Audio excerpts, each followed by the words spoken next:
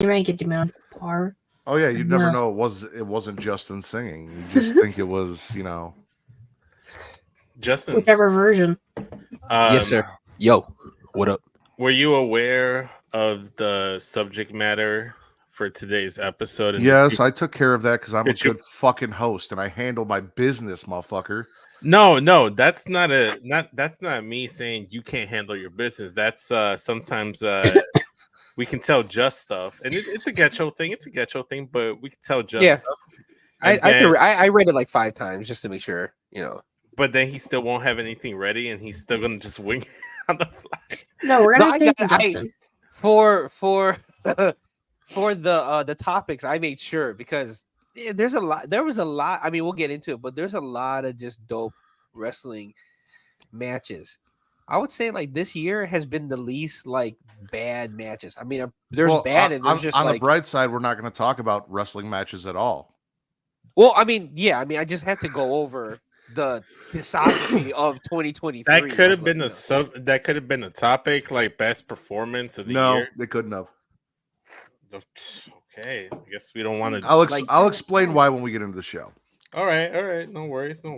So, there's just a lot of great stuff. Yeah. A lot of good stuff.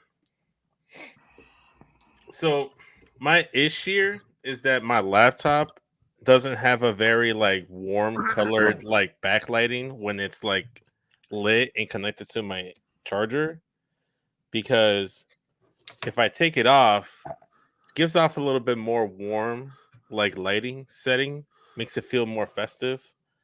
But when I connect the charger, I feel like it lights me up a little bit. It makes me look like Sheamus's entrance. Personal feelings. Excuse me. Gesundheit. Whenever Melissa just burps, I'm like Gesundheit. Like she. I hate you. I also do it when she like is coughing, but I find that to be a little bit more rude, so I stopped. Let's see. I think you're so clever, don't you, Matt? What are you talking about? What'd I do? You know what you did. Well, you didn't laugh and call me stupid like you normally do, so that's a plus. I could have. I chose not to. I might have to put my other glasses on. These are Rear end review. I like that. Is that the title? Can that just be the official title? Rear end review. Maybe we're going to talk about titles today too. So. Ooh. Okay. Yeah, that's right. If anyone ever rolls into the fucking show, a couple titles right here, boy. You selling those at the bodega? Hey, everyone talks about their replica titles. They're close to the real thing, but what about the toy titles? Where are you all with the toy titles? You know what I'm saying? I stopped using those when I stopped backyard wrestling. That's fair. That's right. I did. So I have no idea what the fuck is going on my block, but there were sirens, there were flashing lights. I've seen 2 separate people like sprinting down the block that way within like maybe a minute of each other, and then I just saw a fire truck roll down. So either this is a very fire block party we're having at midnight Eastern Standard Time, or something. All right, so Vince. Yes. My New Year's resolution for 2024 is to say, Vince, roll the intro and have you give us 3 seconds of fucking silence without laughing or saying anything before you hit the goddamn intro, so Travis stops yelling at me about having to cut it. So that is my New Year's resolution, is to get you to just be everyone shh for 3 seconds before you run the intro. And I want to start that tonight. Can we do that tonight? All right. Can you give me a minute before we get going with the intro, or do you want me to just start the intro now? Well, I mean, if you need a minute, take a minute. We got to pull the banner down. Yeah. Okay. Let's see. And we get all big. Okay. See, so let me ask you, why don't you like being all big like this? I just don't. You can't see the Alright. background. I don't know. I don't like the look of it. I prefer this. Okay. Prefer So can we take off the banner? Let's see how this I like because it just like it's just all of us just there. No, but then no. You can't I really don't want. see the I banner, honestly and don't get- want to be touching you guys, even if it's virtually. I'm not gonna lie. Is it this way? Is it this way so I can touch Matt's boob? Just Let me just Touch shoulder my- rub. touch Let my me body. Come on. touch my body. I did.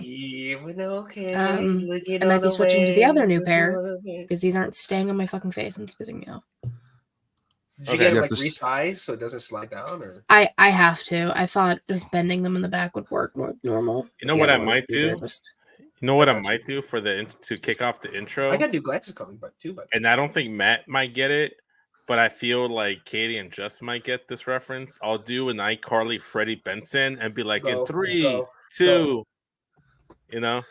All right. I know you liked Rear End Review. I kind of like Office Christmas Party as the title of this episode. I'm not gonna Ooh. lie.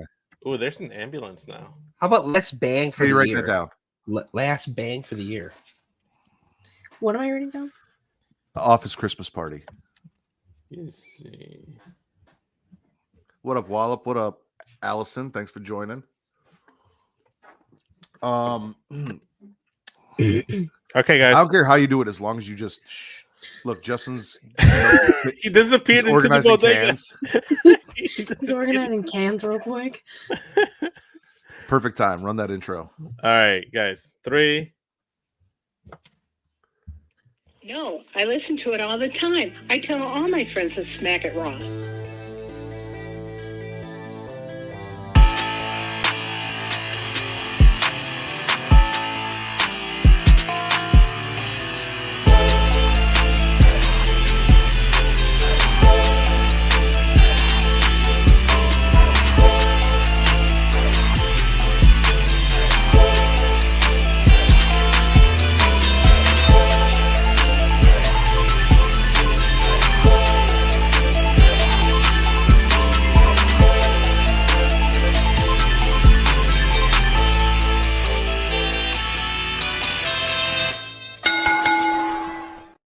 Following podcast contains mature content. The views and opinions expressed by the host are not necessarily those of the host. Listener discretion is advised. Ladies and gentlemen, welcome to the #1 wrestling podcast on Pornhub, the Smackin It Raw Podcast. I am your host, the patron saint of podcasting, the Warden, Matt Ritter, and I am here with my co-hosts this evening. She is host of the She Lead Showcase, Inside the Mind of, In the Crowd, and Storytime with Ms. Katie Kinzy, baby. Hello. And our special guest host this evening, all the way over from the Get Yo podcast. Also, one of them is part of Marks with Mikes. It is your boy Just and Daddy Delgado, the Salt and Spitter Swallow SES Vince, who's been trying to cuck me all year with the Get Yo podcast, but it's not working. Appreciate that- that. Appreciate that. Happy that my- holidays. Was that my intro too? That was your intro, yes. Hi. Okay. Daddy's home. It's better when Randy says it. True. I got that one too, I think. You don't have to. I'm irresponsibly high Daddy eating will. tacos and queso. Daddy's back. So this is our year-end review, ladies and gentlemen. So this is how it's going to work. We cut a little bit of time together. We'll give you some spits or swallows from the week. I honestly only have one. And Vince also has the same one, so it is what it is. It's the only reason we really set aside this time was to talk about it specifically. But we're just gonna we got some categories here to help us go through the year in review. Now, mind you, this is not an award show because we have great friends who do award shows. The She Lead Showcase will be doing an award show on Thursday that you guys can go check out and enjoy. weeks. 2 weeks on 2 weeks. Thursday that you guys can go and enjoy and check out. And you guys should go check out her Google Docs and vote and do all that. Young Kings Wrestling, who we love, doing an award show. And we're not trying to copy our friends or do what they're doing. However, what I did do is not trying to all of the copy them. categories that we're going to do where we talk about our favorite things from this year are based off awards from the AVN Awards. So as we go through, I like the that. categories are all based off AVN Awards, and then we're just going to talk about our favorite things throughout the year. in that way. And I'll break them down a little bit. I'll be like, all right, so this and this is what this really is. As we go through them, it'll be a good time. But as we always start, Katie, any news or rumors? Why, yes. A whole post-it note's worth of news and rumors, actually. Oh, post-it notes. Well, yeah, because ones I don't talk about last week, and I talk about on She Lead, I put on here, and the new ones, and then it's all this whole thing. Mark Henry said that A&E will make a documentary and release a documentary about his life in January 2024. Don't know exactly what, but that sounds fun. I'm more curious on what he's been doing for like the last 5 years. Right. Because he used to be the Rampage. It's time for the main event, and then he just disappeared. I'm assuming he's still collecting a check. Sometimes. Yeah, but not the way he. Not the used to. same. That's not why I thought we were bringing him in either over there at AEW. Right. They just do that. So Listen, I don't think that's why where anyone thought he was going over there for. Sexual chocolate and other strongman shit. By the way, I think Maxie heard that we're doing a rear end review, and so she just decided to show her rear end on camera. So I apologize for her. You know, I always like anus. Well, I suppose, slight spoiler before we get into Katie stuff, we are giving out one award, and that is the best ass of 2023, because this is the Smackin' It Raw podcast. And here's the thing, I have a list of people that I have, in contention. This is not just best female ass. This is best ass in wrestling general. So, you can pick whoever you want. You can pick Billy Gunn. You can pick Sonny Kiss. You can pick whoever you want, each individually, and we'll debate and we'll come to a consensus of who had the best ass of 2023. I've got like 12. So unfortunately, I want to give an honorable mention to one specific ass that I don't think is going to be talked about because it wasn't showcased this year, and that, my friends, is Titus O'Neil. That dude is thick back there, and unfortunately, we don't get a chance to see that anymore. So shout out to Titus. All right, Katie, back to news and rumors. Thank you so much. Kushida signs with TNA, and they're just racking up people basically to when they restart and rebrand / go back to their old thing. Starting at whatever pay-per-view is in January. So I might watch TNA. Who knows? We'll see. Oh yeah. Probably not. But we can hope, we can dream. I watch TNA every night before I go to bed. I hate you so much. What color? Ass. All colors. I don't discriminate. Nice. I like that. See, I that was a pass. That was an alley-oop. Slam dunked it.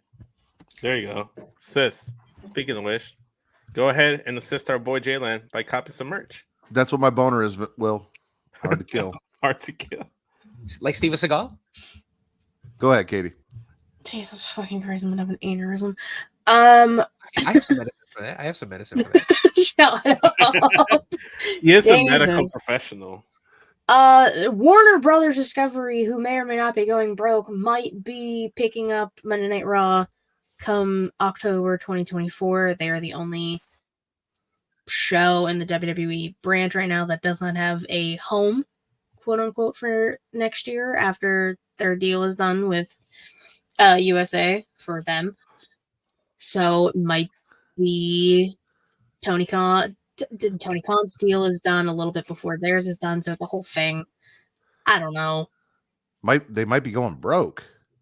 That's what I keep seeing, and I don't necessarily understand it all because I don't know business. I don't know numbers. I also don't give a shit enough to know. Yes, Justin? I think they're just losing a good amount of money. I don't think they're going broke. You know what I'm saying? Like all the revenue they would get from like past sponsors and everything, they're probably losing that. But in terms of actual money, I think they're fine. They're not going like Toys R Us broke. I mean, they're back. They're inside of Macy's now, so yeah, but it's not the fucking same. So maybe they'll be inside TNA venues now. Maybe that's be the show within the show. Warner Brothers Discovery screwed Warner Brothers Discovery. They had a very viable yet very shitty wrestling program that they did not care about, and they sold it to Vince McMahon for pennies on the fucking dollar. And now here they are crawling back to Vince McMahon with large sums of money, just trying to get his show back on their network all these years later, and that's on them. 21, well, I guess next year, 22 years later. Preach. Dwayne is going to be in a new A24 movie about Mark Kerr, who was a 2-time UFC heavyweight tournament champion. And I do love the fact that A24 is kind of taking up the mantle of both horror and wrestling movies, because they're the same company that created the Iron Claw, which I will be seeing next Saturday, and I'm very excited to cry into my popcorn by myself in the theater. And the Slurpee. Don't forget the Slurpee. Justin knows. My blue Did you eyes. see Danhausen thanked Zac Efron for saving him? I did. I love that man so much. Danhausen. That's what happens when you're all in together. Jesus Christ. We're all in this together, guys. We're all in this together. Kenny Omega will be out indefinitely because he, I guess, had what is it? It's diverticulitis. Ooh. I saw the weirdest exchange where like somebody was giving Kenny props for battling through diverticulitis and everything he's done. And then somebody said, yeah, except when he was talking all that shit about Brock when Brock had diverticulitis. And then Kenny started talking about like the AEW video game in response to that. I'm assuming he meant to respond to a different comment. I don't know, but I'm like, what does Brock Lesnar have to do with what you did with the AEW video game or any? Yeah, well, he called Brock. Confused. He called the F5 in the game diverticulitis. Oh, okay. I remember we talked about that here, and then you just fucking cracked up because of it. I did. They're just trolls.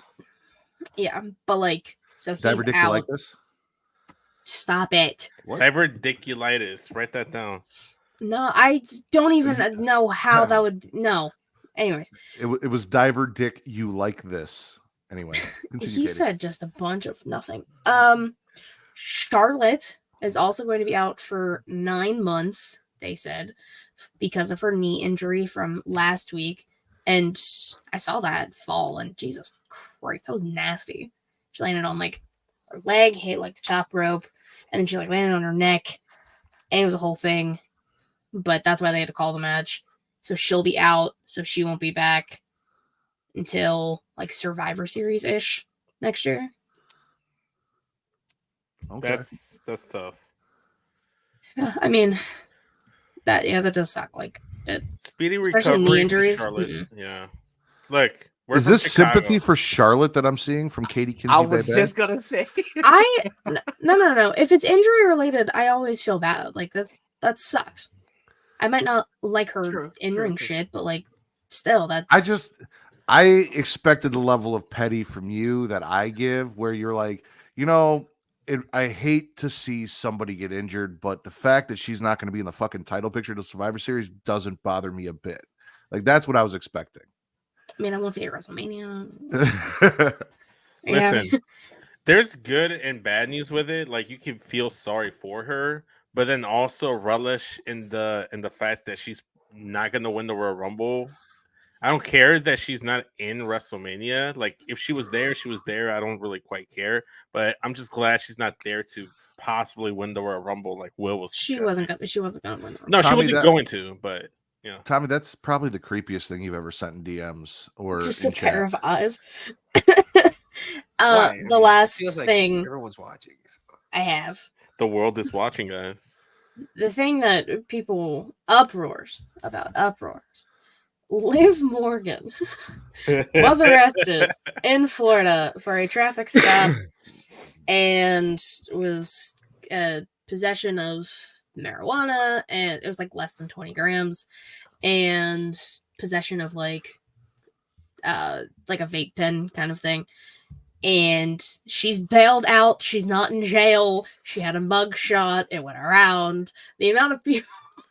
Listen, my favorite thing about it is people being like, "This is how me in the courtroom defending Liv Morgan." Public Enemies tweeted the NWA movie and was like, "Hey, yo, Dre, I got something to say." And then O'Shea Jackson Jr. responded to it. It was the coolest interaction I've ever seen in my entire life. So that was fucking cool for them because they might get him on their pod, and that's fucking cool for them if they can. But it's just, guys, what are we doing? What are we doing here? She's crazy. fine. She is fine. Did you see that mugshot? Fuck, Shut God up. damn it. Drop the soap. I showed Kate, and Kate's like, she won the fucking genetic lottery. Like, who looks that good in the fucking mugshot? She's beautiful. Yeah. Crazy. She's beautiful. Crazy. Plus, like, does this surprise anybody? I mean, Liv Morgan's a real one, you know. Well, so what I heard was that it wasn't even her shit. Somebody just left it in her car, and regardless, WWE doesn't really give a fuck. I've also seen all of the, like, Randy came back buff, AJ came back buff. Everyone's like, Triple H isn't testing for drugs anymore. Everyone's on the juice, blah, blah, blah, blah, blah. Like, insane shit today. Like, They are too old to be on the juice. They don't care. They're family, man. They're not on the Jews. Come on. Alan is a family man. yeah, He no does- shit. He's just He's a Southern He just boy came back With jacked. Southern pride. He ain't about that. Y'all The are just funny thing jealous I you saw- can't get swole like me, AJ, and Randy. That's all I'm saying. Yeah. Hey, Mhm. I'm sorry. The funny thing I saw is that somebody made a rendering of Liv Morgan on the new 2K game in the jail costume, in the jail suit. So that's the one. I was like, okay, that's good. That's something different, you know. I did see some other people like doing like the Akon locked up like background song Yeah, to I saw it. that a lot. Yeah. People also saying this is gonna be Liv Morgan's WrestleMania entrance, and it's just literally Dom's WrestleMania entrance from this past year, where he's like getting locked up and being escorted by the cops. I also saw like Kane when he was like chained up back in the day after he assaulted Jim Ross. So Absolutely terrible. You're all terrible people. That's all for news and rumors. Then I want to thank everyone who's joining us live, whether you are joining us at youtube.com/creation world, where if you like, subscribe, and comment, Katie, what does that do? Boosts the algorithm and helps find new listeners. And why do I want new listeners, Katie? Because, Matthew, you're a whore. You haven't been able to call me that in almost a week. I know. Smells great. She is correct. I am a whore, ladies and gentlemen. I am a whore for your likes, for your views, for your listens. I want you to share me with everyone you care about and most of the people you don't. If you don't like them, force them to listen to me. Turn me up in your cars so that they can hear me talking and saying stupid shit as loud as possible next to you. Annoy people with me so they come, they like, they subscribe, and they enjoy me as much as you do. Yeah. That is why we are here. That is what I want. And while you do that, I want you to flick the bean for me, about me specifically. Hit that notification bell. Get notified every time we go live Monday through Friday for the Creation Conversation. Next week is the last week of the Creation Conversation for the year. We will not be back until the 8th of January after next week. So the 22nd is our last show, and then we are on hiatus till the 8th of January. This is the last episode of Smackin' It Raw for 2023. We will be back January 6th because that's a fucking Saturday and it sucks. But like, also, I don't want to take 3 weeks off. So it is what it is. We're doing it. But if you like, subscribe, and comment, and then you hit that notification bell and get notified every time we go live, you'll remember when we come back in 2 weeks. And tomorrow night, Katie is joining me and Will. We're talking Christmas-themed horror movies, specifically Black Christmas, and that will be the last getting off of 2023 until January 7th, because coincidentally, it's 2 weeks out, whatever. Math. Yeah, it works. So please check all of that out.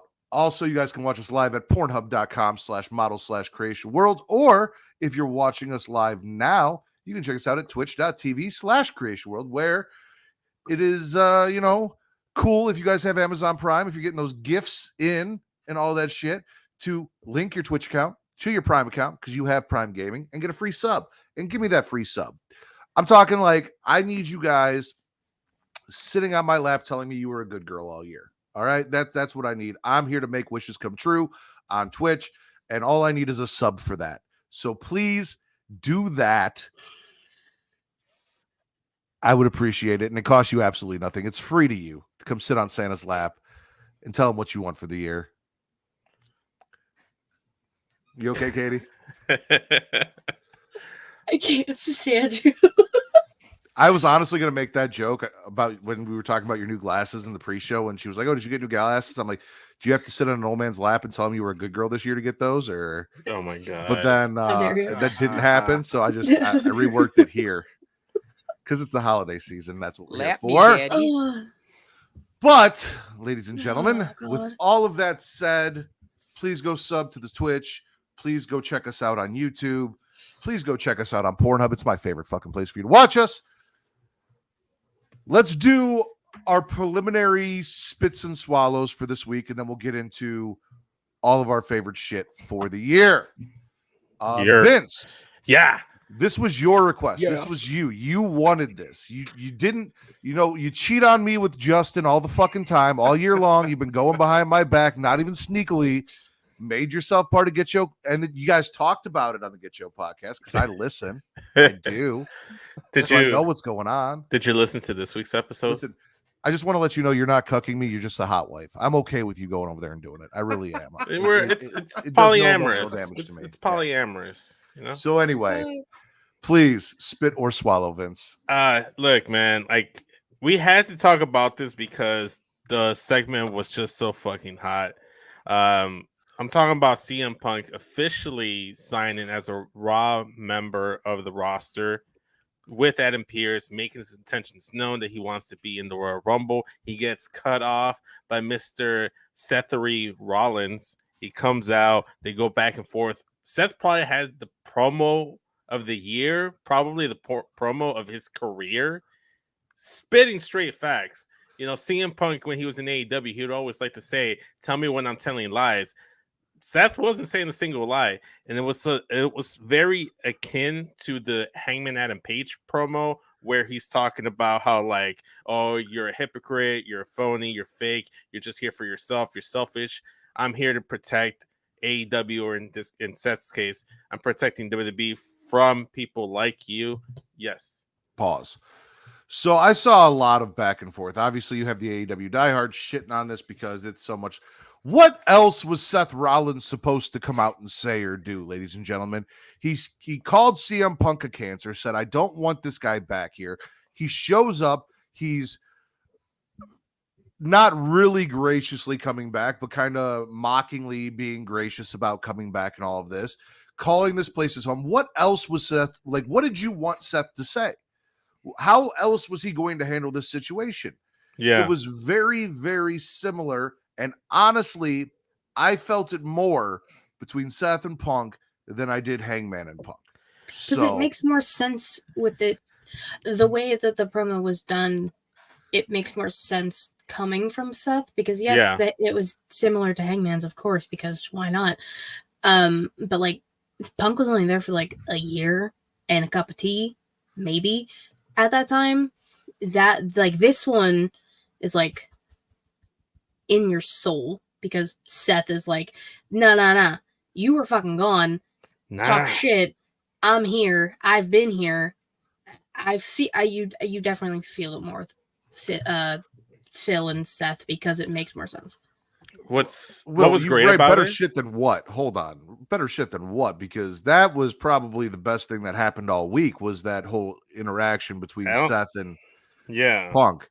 Listen, William.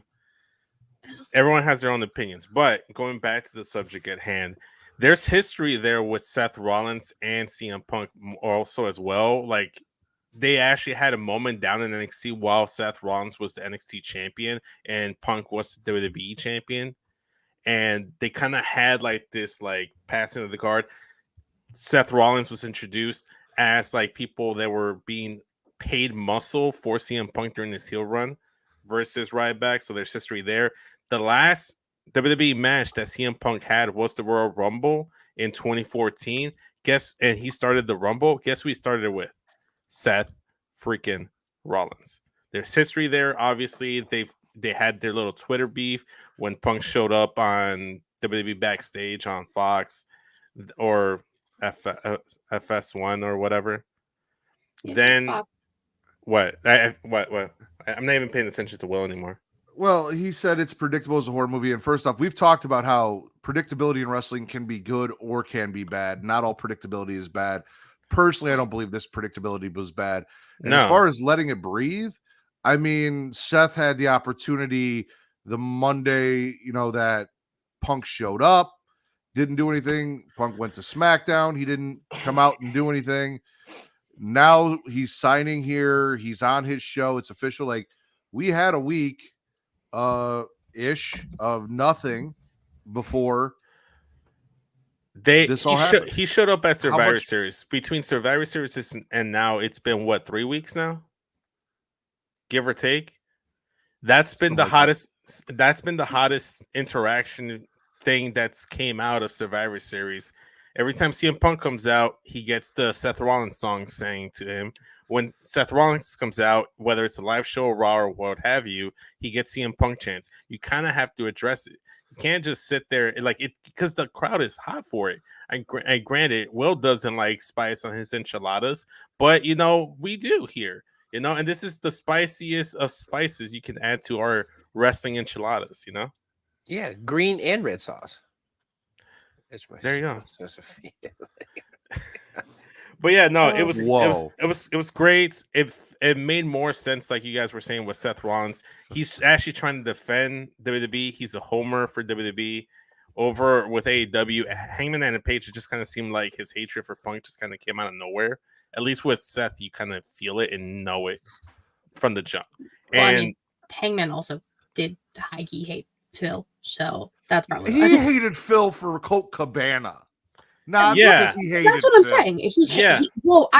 He said his hatred kind of came out of nowhere. I was just saying he hates Phil. It's hate by proxy.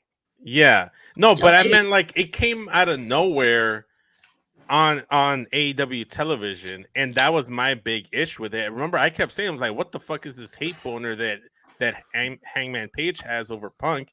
And then he didn't even do shit with Colt Cabana. Like, they had their own fucking beef. You cannot like a person, but as a professional, as the champion of your promotion, you need to put business aside. What did Roman Reigns said? I hate the guy. I don't like him. But if we can do business, I'll put personal feelings aside. What has Seth Rollins said as well?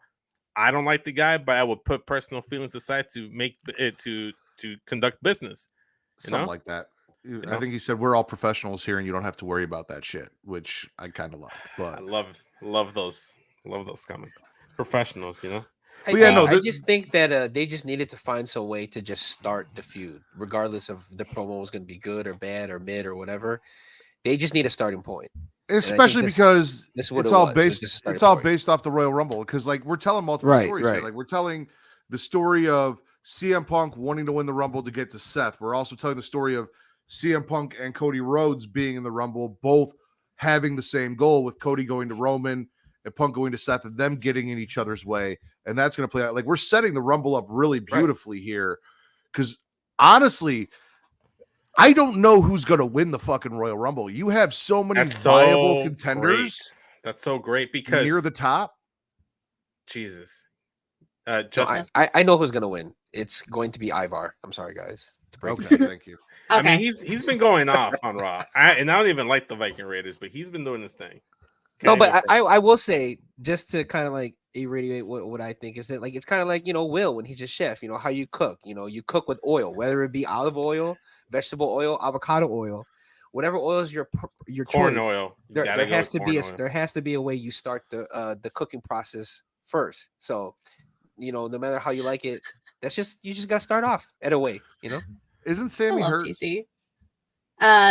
Well, he's just taking time off. I don't know if he's necessarily hurt, but he was granted time off. Look at that headshot, boy. But I mean, I was that profile. Shout out to TC for popping in. But you look at Randy Orton, CM Punk, Cody Rhodes, Jey Uso, LA Knight, all these guys. Yeah. Gunther was a big talk of like people wanted to see win. Like, you have almost there is a top 6, not a final 4, 6 guys that could viably be in. And if I think about it, I can probably think of more, but like viable contenders that are not champions that are gunning for either Roman Reigns or Cody Rhodes or Seth Rollins. Roman Reigns and Seth Rollins for their titles. So it's gonna be awesome. Yes, happy birthday to Young Kings Wrestling. Yo. Shout out to those guys. And like I said, make sure you guys check out their episode. It'll drop on Monday. They got an award show coming out. You guys aren't going to want to fucking miss that. Player hater of the year is what I'm looking forward to. That's what my 2023 is culminating with. So they got their birthday episode coming out. They've got an awards show coming out. A lot of good shit coming from our boys over here. The best podcast that comes out on Monday. In the future, not your birthday episode's this Monday, but every Monday, and they should check you out every Monday, including the award show. All right, and I think we talked about CM Punk. Seth, it was amazing. It was awesome. We loved it. Will's a hater. Anything else? Oh no! Don't do that. Don't do that.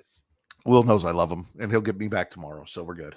Will's a player hater right now, but it's okay. We like player haters. Any other spits or swallows from this week? Anything you guys want to talk about or highlight? Or Jess? Since I brought it up, Ivar, Brunson Reed and Ivar, you know what I'm saying? I know that this match doesn't go anywhere. I know nothing's gonna happen, but just watching the RB sponsored match with all these meats, you know what I'm saying? Mm-hmm. Shout out to the Chicago Meat Packing District, but it's a good entertainment time, you know what I'm saying? It's a good segue to the next storyline and segment. I'm liking it. I'm enjoying it. Me. Excluding Katie from this situation, I don't want you to be involved in this. When Matt, Justin, and Vince get on a podcast, we should be known as the Chicago Meat Packing District. Let's go. Because we pack the meats. We bring the heat so you can swallow the meat. I love that. Slap it on the t-shirt. That would be like our faction name. We're the Chicago Meat Packing District. I'm going to create us in NBA 2K and WWE 2K23 and make us the Chicago Meat Packing District. Katie hated everything about that. Dude, make us like a sandwich and like each layer of meat is our face. Like, is that possible? Or? Who would be like the center? Shredder's Weave or like what? Wait. Should it should be Matt Katie's hands? It should be Katie's hands. Please, God, don't involve me in this shit. Are you gonna make me the center because I'm the other white meat? No. I was gonna make you the center because you're a mayo inside our sandwich. Wow. No, called me mayo. That's fun. At the very least, I'm spicy mayo. All right, I'm not just straight You're up Chipotle mayo. You're Chipotle mayo. You're the mayo that we butter our burgers with. No, Matt's the Capicola. There you go. The gabagool. Katie, you got I'm sorry. Spits or swallows for this week? I don't really think yes. 2 small things. 1, the Von Erich boys being on TV and wrestling a match. That was fucking cool. Warmed my little heart. And then their dad came out and did the Iron. That was cool. I liked that. It was really cool seeing Zac Efron on AEW TV. I know, crazy. Who would have thought? Who would have thought he would just show up there? Gets a star on the Hollywood Walk of Fame, shows up on TV. What a guy. And then tonight on Collision, Willow and Stat defeated Mercedes Martinez and Diamante in a street fight. And it was badass. Brutal. It was nice. Wild. All right. Vince, you got any more? The phenomenal AJ Styles, coming back on SmackDown. God damn it. Alan Jones. Love to see that Jack. Man, he's so jacked too. God damn, all this meat. Like, we're the Chicago Meat Packing District, but god damn, AJ was packing the meat on Friday Night SmackDown too. Delicious. Jesus. Where is Jesus? Jesus, where the fuck are you, dude? Jesus. He comes to my shows, not yours. See, Vince, now if you were clever, you would have been like, SmackDown should be sponsored by Arby's because they have the meats. They should. Let me see. Anyway. All right. So let me ask you guys. I'll ask you guys, and then I'll also the chat, guys. The chat. Do you guys want to know the categories that we're going to talk about beforehand? Do you want me to run them all down, or do you just want to get them one at a time? I like to do it one at a time. I know you can't handle more than one at a time. What about No, the I chat? just What do you like guys want? to. I just like to focus on one specific thing at a time. Well, I like to I give mean, it we the would do them. attention. We would go back and do them one at a time, but I would give everyone the categories ahead of time if they want. Oh, okay. Canadian Jesus. Canadian Jesus is here, not your Jesus, is what he's saying. Yeah. I mean, just run down all the categories, All and then right. we'll So go on. you guys at least know what's going on. So, like I said, I did my best to take AVN award categories and set up our categories for our year in review. Now, again, this is not an award show. We're not handing out awards. We're just going to be talking about our favorites from each category. Each of our favorites could be multiple, could be one, whatever. Some of them I had to tweak a little bit because it just didn't, adhere to what I needed for what we were looking for. But best oral production will be our biggest swallow of the year. Yeah. Worst oral production, which is not an AVN award because they don't hand out things for the worst, is going to be our biggest spit of the year. Male performer of the year. I think that's, cut and dry. Best male newcomer is going to be breakout star of the year for the men. We've got female performer of the year, again, fairly cut and dry. Best new starlet, which is going to be female breakout star of the year. Tag team performer of the year. And then I was having a hard time because we do a weekly, what was your favorite show of the week, right? Mm-hmm. So I was like, okay, what was the best show of the year? But there wasn't really anything that really kind of fit that because everything's more categorized. So I went with director of the year because in my head, the person booking the show is what makes the show our favorite show. Like if the booker's doing a good job, it's why we enjoy doing it. So we're going to give props to our favorite booker / show of the year in honor of our weekly favorite show sort of thing. Mm-hmm. Then we're going to get into Smackin' It Raw specific stuff. So we've got, we also have best production of the year, which is going to be our favorite pay-per-view this year, which brings me to why I didn't do our favorite match of the year. Because when I was trying to think of what my favorite pay-per-view is, and I've told you guys this, I can't remember what the fuck happened at any pay-per-views this year. I know they happened. There are big things like maybe a match or two at WrestleMania. I was struggling to remember who won the fucking Women's Rumble for 20 minutes earlier today. I know, and then I realized what it was, but I'm sitting there and I'm like, I know who won the Men's Rumble, but who the fuck was it that won? Oh, yeah. Because I felt like she's been champion for fucking ever, and it felt like longer than the Royal Rumble. The disrespect. I will not stand. Anyway, so I don't remember that shit, let alone specific matches and how good the matches were. I hear everyone talk about them, and I can be like, oh, yeah, I remember enjoying that, and I can go back and watch it and see why I enjoyed it. But matches and pay-per-views as a whole don't really stick in my head like that. So that's why I stuck with pay-per-view as opposed to matches. Smackin' It Raw specific stuff. This is an actual porn category. Clever title of the year. What is more appropriate? Because our favorite thing to do here on Smackin' It Raw is come up with titles. It is one of our things, figuring it out, whether we have one planned and it gets changed because we said something funny in the show, or we're just working through it. The chat helps us out. Katie helps us out. Our guests help us out. Whatever the case may be, finding our titles is my favorite thing. And I will read you off all of the titles that we've had this year when we get to that category, and then let them pick theirs. And then last but not least, best featured performer of the year. Again, something I tweaked a little bit because it wasn't an official category.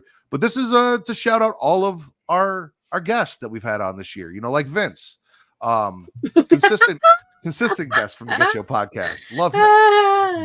Always I can't fucking stand you, man. I can't stand you.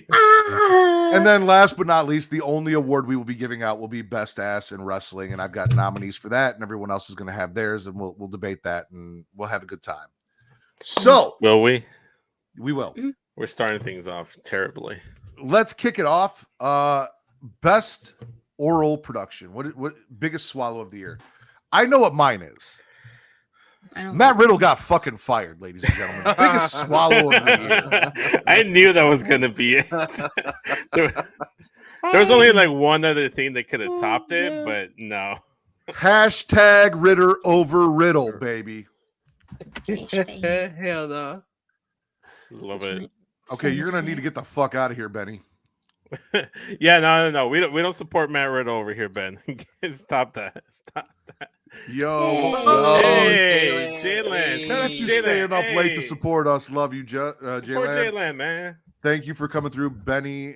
Kyle's here too. Also, just dropping Sarah J's name. Kyle. I'm assuming for best ass in wrestling. Probably. What? Katie, biggest swallow of the year? It's Rhea Ripley winning the Rumble and then going on to win at WrestleMania because she earned it. She deserved it. Mommy, always. She's killing shit. It has been rising star all year for Rhea Ripley, and rightfully so. She's taking that division to the next level that it fucking needed. Mommy's been on top 2023 the entire time. Yes, she has. Yeah. Oh, Sarah J for biggest swallow. She be gulping. That's true. I can't stand this pre-bird. Justin, biggest swallow of the year. I feel like this is kind of we all will swallow this, but I know it's kind of redundant to say, but I'm gonna have to go with the CM Punk coming back to WWE. It's just because nobody really thought. Nobody. Come on, I'll give it to you. Give it back to me. It's good. Just because nobody really thought that would happen, even if the person thought that was gonna happen, you didn't really think it was gonna happen. My biggest swallow is the Sarah Russell J is Vince. my Shawn Michaels. Well, trust me, we will talk roast to Vince later too when we get into clever titles. That's okay. That's how so we talked about it. Obviously, hashtag Riddle over Riddle. I won the battle. He got fired. Great things. Rhea dominating 2023 is the most Katie thing that could be the biggest swallow. Yeah. Are you sharing or do you have your own? Yeah, that was actually my biggest swallow was CM Punk's return to WWE at Survivor Series War Games. I was there in attendance. My sister and I have both said this is the greatest night of our lives. I said, because I was asked this by my fiance, it was like, is there anything that can top this night for you? I was like, our wedding day. And my sister was like, I don't even know if my wedding day could top this. So it was a great moment. We were there in attendance. Fucking amazing. I've been on cloud nine ever since. Like I said on Getcho this week, I'm getting like a schoolgirl that Phil is back. Swallow of the year.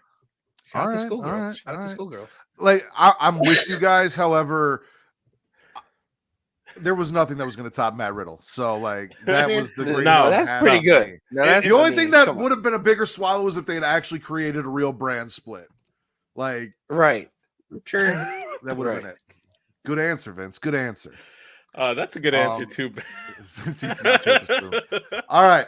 So worst oral production, biggest spit of the year. I debated us losing Bray Wyatt being my biggest spit of the year because that was sad, but also I don't really want to spit anything Bray Wyatt. So while that was sad, and we don't really have a Hall of Fame, if we did, I mean, he's here in every form for every podcast. He would be the first inductee. So I actually went with the NWA is my biggest spit of the year. Because not only did they put the belt on Tyrus, but when they finally almost lost Will Gray because of that, and then they took it off him, and Will was like, I'm going to get mad into the NWA. We're going to do this. They got TV coming. They dropped the fucking ball over cocaine, which I thought was going to happen in AEW, not the NWA. Billy Corgan fucked up big time. So the NWA fumbling the bag is my biggest spit of 2023. Fair. That was just like on Powerbomb Jitsu's episode when they're doing their episode award show. Check that out too as well. That was their biggest spit of the year as well, and that's mine too. It's Billy Corgan, NWA, cocaine, Tyrus, everything about that. Yeah, definitely spit. Wait, biggest swallow or biggest spit? Pushing his back in. Now, if that's I feel like I'm with you, Walla, but you gotta describe. Back in is why there are all those lawsuits against Vince right now. Like, let's be clear. Oh, he meant spit. Okay, he meant. I was gonna say we were gonna have a lot of slightly targeted. He said no. He meant spit. He meant spit. Slightly targeted. But I love you, Will. But also, you got to admit they fumbled the bag big time, and you almost had me. You even got me to sit down and watch some NWA matches with you on a live stream. And you're like, Matt's gonna like this shit. You also made me watch fucking ICP bullshit, which I don't know what the fuck you were doing, but yep. You're not a juggler? No, I'm not a juggler. A juggler? Or- Juggalo. I'm not Juggalo. neither Sorry, of those juggalo. things. It's been a while since I've been in a ICP pit, so Katie, biggest spit? Oh, Worst production? it's just the epitome of Ric Flair's existence. I like The that. fact that AEW, specifically Koki Khan, he said we're gonna promote Ric Flair. We're gonna have his shitty little energy drink sponsored everywhere. Put it on all the fucking billboards. Have this senile old man on your TV trying to speak coherent sentences into a microphone, a live microphone, saying some of the ugliest and nastiest shit humanly possible because he's a scumbag and a decrepit piece of garbage. So everything about Ric Flair, spitting. Come on, hey, talk your shit. Go, let's go. Agreed. Woo energy drinks and woo wings having to be a thing because he spent all his goddamn money and can't afford the stupid suits he wears. Like, yeah, no, I'm with you. Flair drip is literal mid too. See, there you go. How would you know what Rick? Never mind. I don't want to know. No, you don't. Now Just- I'm gonna answer you. Just biggest spit of the year. What's it called? I mean, the NWA is my only one. You with me on the Biggest spit NWA? of the Okay. year. That's the only one because I mean it triumphs everything else. I mean, I was gonna give, and hear me out. I was gonna give that Death Valley or that death match with Jeff Hardy and Jeff Jarrett. Oh, the Texas that Chainsaw Massacre death. right. Oh, yeah. But knowing what it was for a cause, and we got Leatherface to come out. So in a way, like, yeah, the match was bad, but for everything else, it was pretty entertaining. So I can't really give that a spit because I enjoyed it too. So Okay. All right. Respect. Daddy Delgado, what you Okay. spitting? So I'm torn between two. I made my official one, Shane McMahon botching his WrestleMania return and then just pulling Daddy Vince McMahon and just like blowing his quad or whatever it was. Quads plural. Quads, Jesus fuck. It's in the McMahon gene, I guess. But yeah, that I thought it sucked dry the momentum. If it wasn't for Snoop Dogg saving things, like that could have like really killed like the vibe for WrestleMania for a bit, and they would have had to work to get it back there. Why they felt the need they needed to do Shane McMahon versus Miz impromptu still beyond like baffles me. But if I want to be a little bit of a homer here, I wanted to say CM Punk being fired by AEW prior to All Out in Chicago. Like I thought that was just like bad for Chicago wrestling fans because I wanted to see CM Punk. Stage. They had it coming. Doesn't matter. What up, That's a bro? felony. So, No, well, assault. Not in the jungle. debatable. GA Land said, "Spit of the year, all the trash new theme songs." Shocker, I know. Our producer, the man behind everything that we do here, theme music wise, shouting out the music. Will kind of agreed with me and Just. His is NWA related. Tyrus versus EC3 at 75, worst match of the year. yes. And then for Jesus, it was the Raw After Mania was spit of the year. So worst oral production, Raw After Mania. I get that. Also, if you guys are over on YouTube, please hook us up and hit that like button. Just if you haven't done it already, give us a like on this video while you're Click here. the I would bean. appreciate Click it. the I'm seeing a bean lot while of you're people over there on YouTube. So yeah, just drop that for us. Allison said Tyrus in general is the biggest spit of the year. So look, Your example, Allison, yep. Will, me, and Justin on the same NWA banner for worst oral production of the year. Let's get back into the positives. My male performer of the year, Yes. L.A. Knight. Yeah. Where this man was in 2022 going into 2023 and the uncertainty that we had to where he ended up, regardless of how you feel about Crown Jewel, facing Roman Reigns for the title, holding SmackDown down with the fall apart and absence of the bloodline. Mm-hmm. LA Knight for me is the male performer of the year, both in ring with his big fucking dick, the BFD, and his promo skills and everything that he was doing. Love me some LA Knight. Yeah. Okay. Katie, who you got? So I have two different reasons. Okay. One, Carmelo Hayes. Mello, don't miss. 2023 was the year of Carmelo. NXT champion, him and Trick were running shit in NXT. The storyline going on right now, that is disgraceful what's on the screen right now. I knew it was coming, and because we got these two idiots here, so just yeah, I know. Yeah. So Carmelo, definitely one of them. He talks his shit, and being in this U.S. tournament right now too, to end out the year, love it. And then I'm giving it to Swerve Strickland. This man had a meteoric rise in AEW this year, talking his shit, backing it up, the fantastic matches he has been having with Hangman in this tournament, the Red Robin tournament for the IHOP Continental Breakfast Championship. I got you. It's everything about like where he was last year in AEW. With his two white friends and like not our kind of white people friends, like no. Now with Prince Nana by his side and the crowd behind him, and just it's what Swerve needs, it's what he deserves, and 2024 he will be AEW World Heavyweight Champion.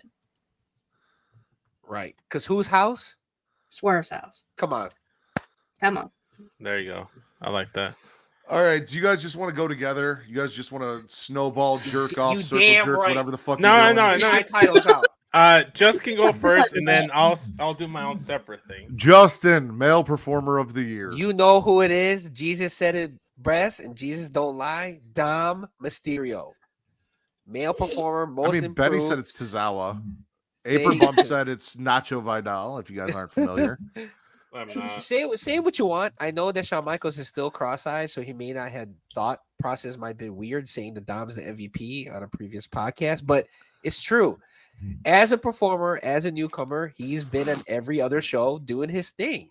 And I gotta give the guy credit. I know we're biased people, but I gotta give the man his credit. I am not. I am. The thing is, wait, somebody in Dominic's opportunity could have easily failed, but he didn't. So he's on the up and up, and I gotta give it to the bloodline. I mean, the bloodline. Dude. Judgment Day. Sorry, the bloodline. It's close. Listen, there's only one male performer of the year, and it is, of course, Dirty Dominic Mysterio. Let me run down the names that Dominic Mysterio has gone toe-to-toe with in that squared circle. Rey Mysterio at WrestleMania. That was my main event. He finished it. Rey Mysterio finished the story and just became a better fodder by actually whipping that boy into shape at WrestleMania. Actually got the climax that everybody wanted. Randy Orton.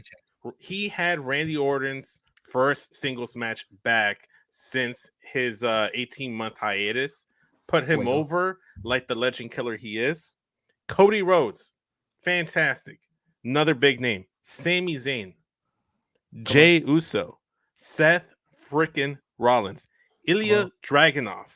Let's go. John Cena. Talk it. Carmelo Hayes. Kevin Owens. You in the body, yo. Come on, let's go. Dragon Lee. Wesley. Shinsuke Nakamura. Let's go. Dolph Ziggler. The New Day.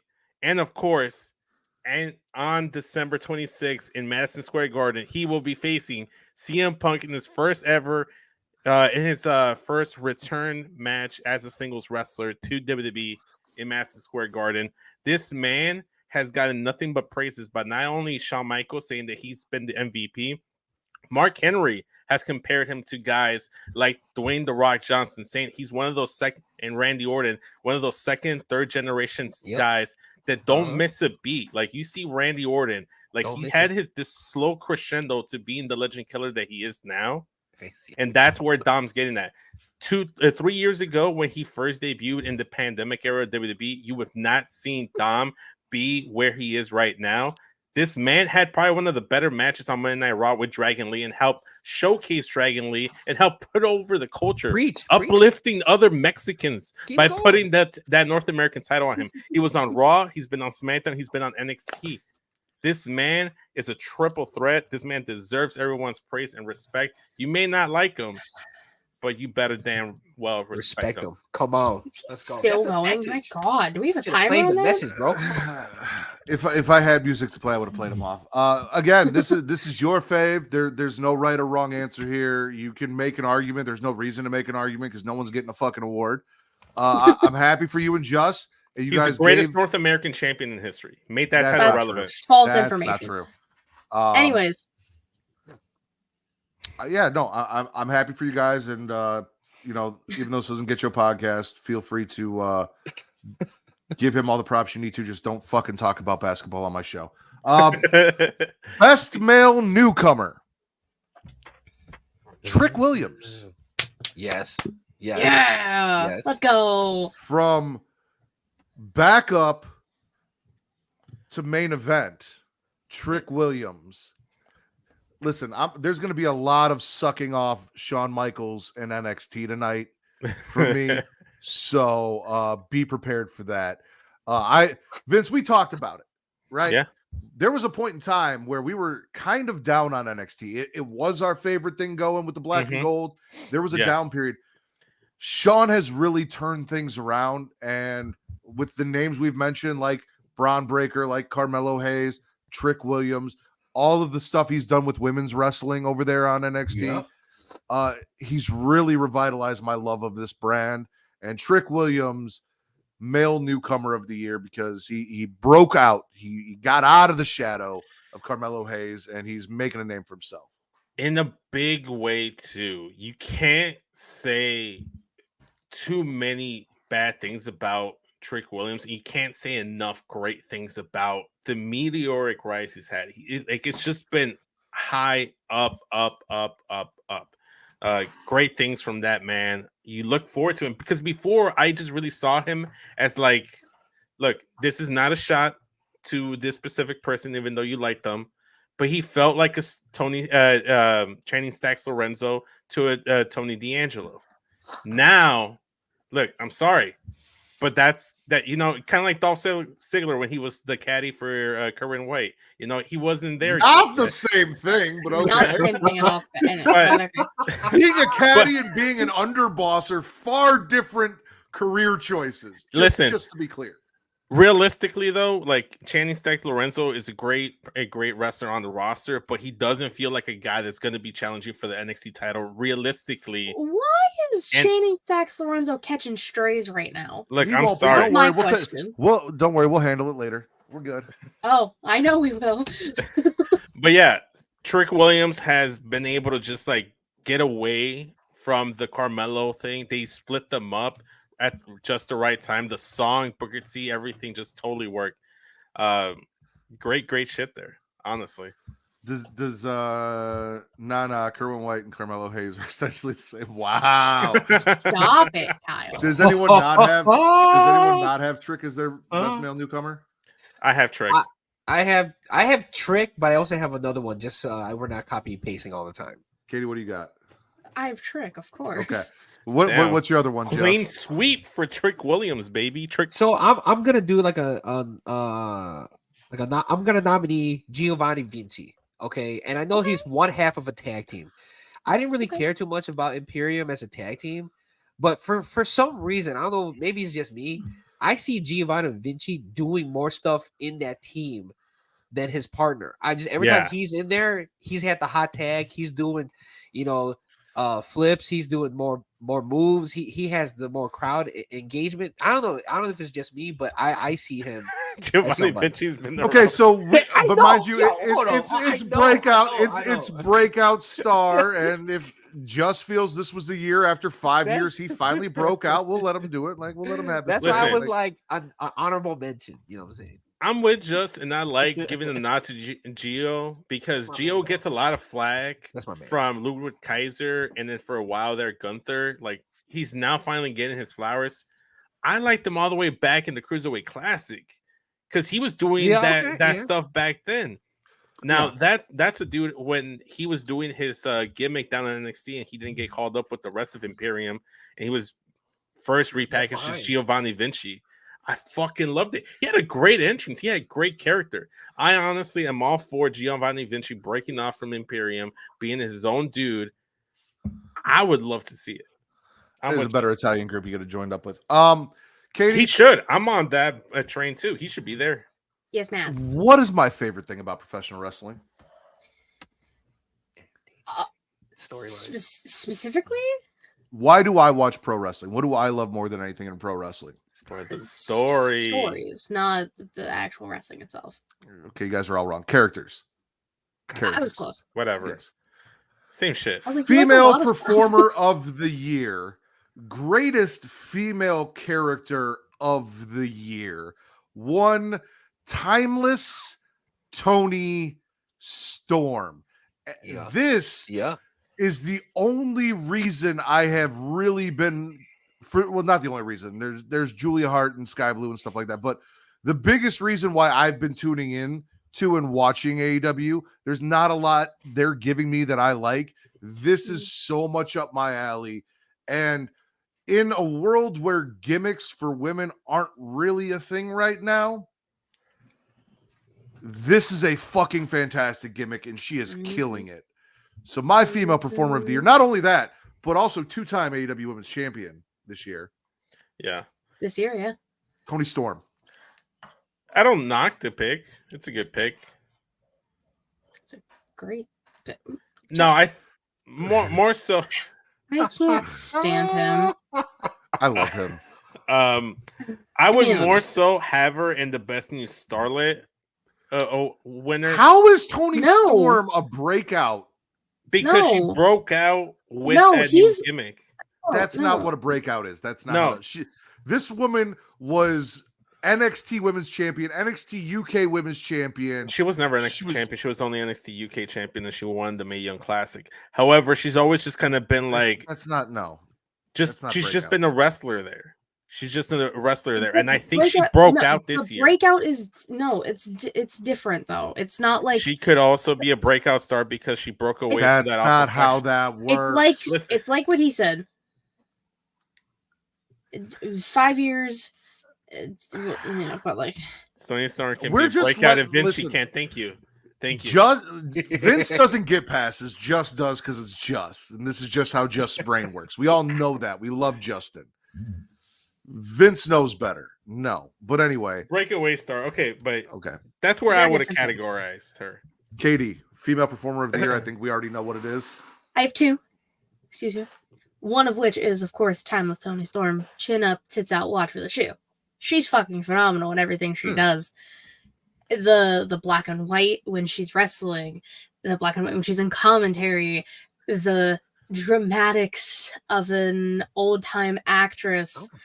Everything about it is top-notch, top tier.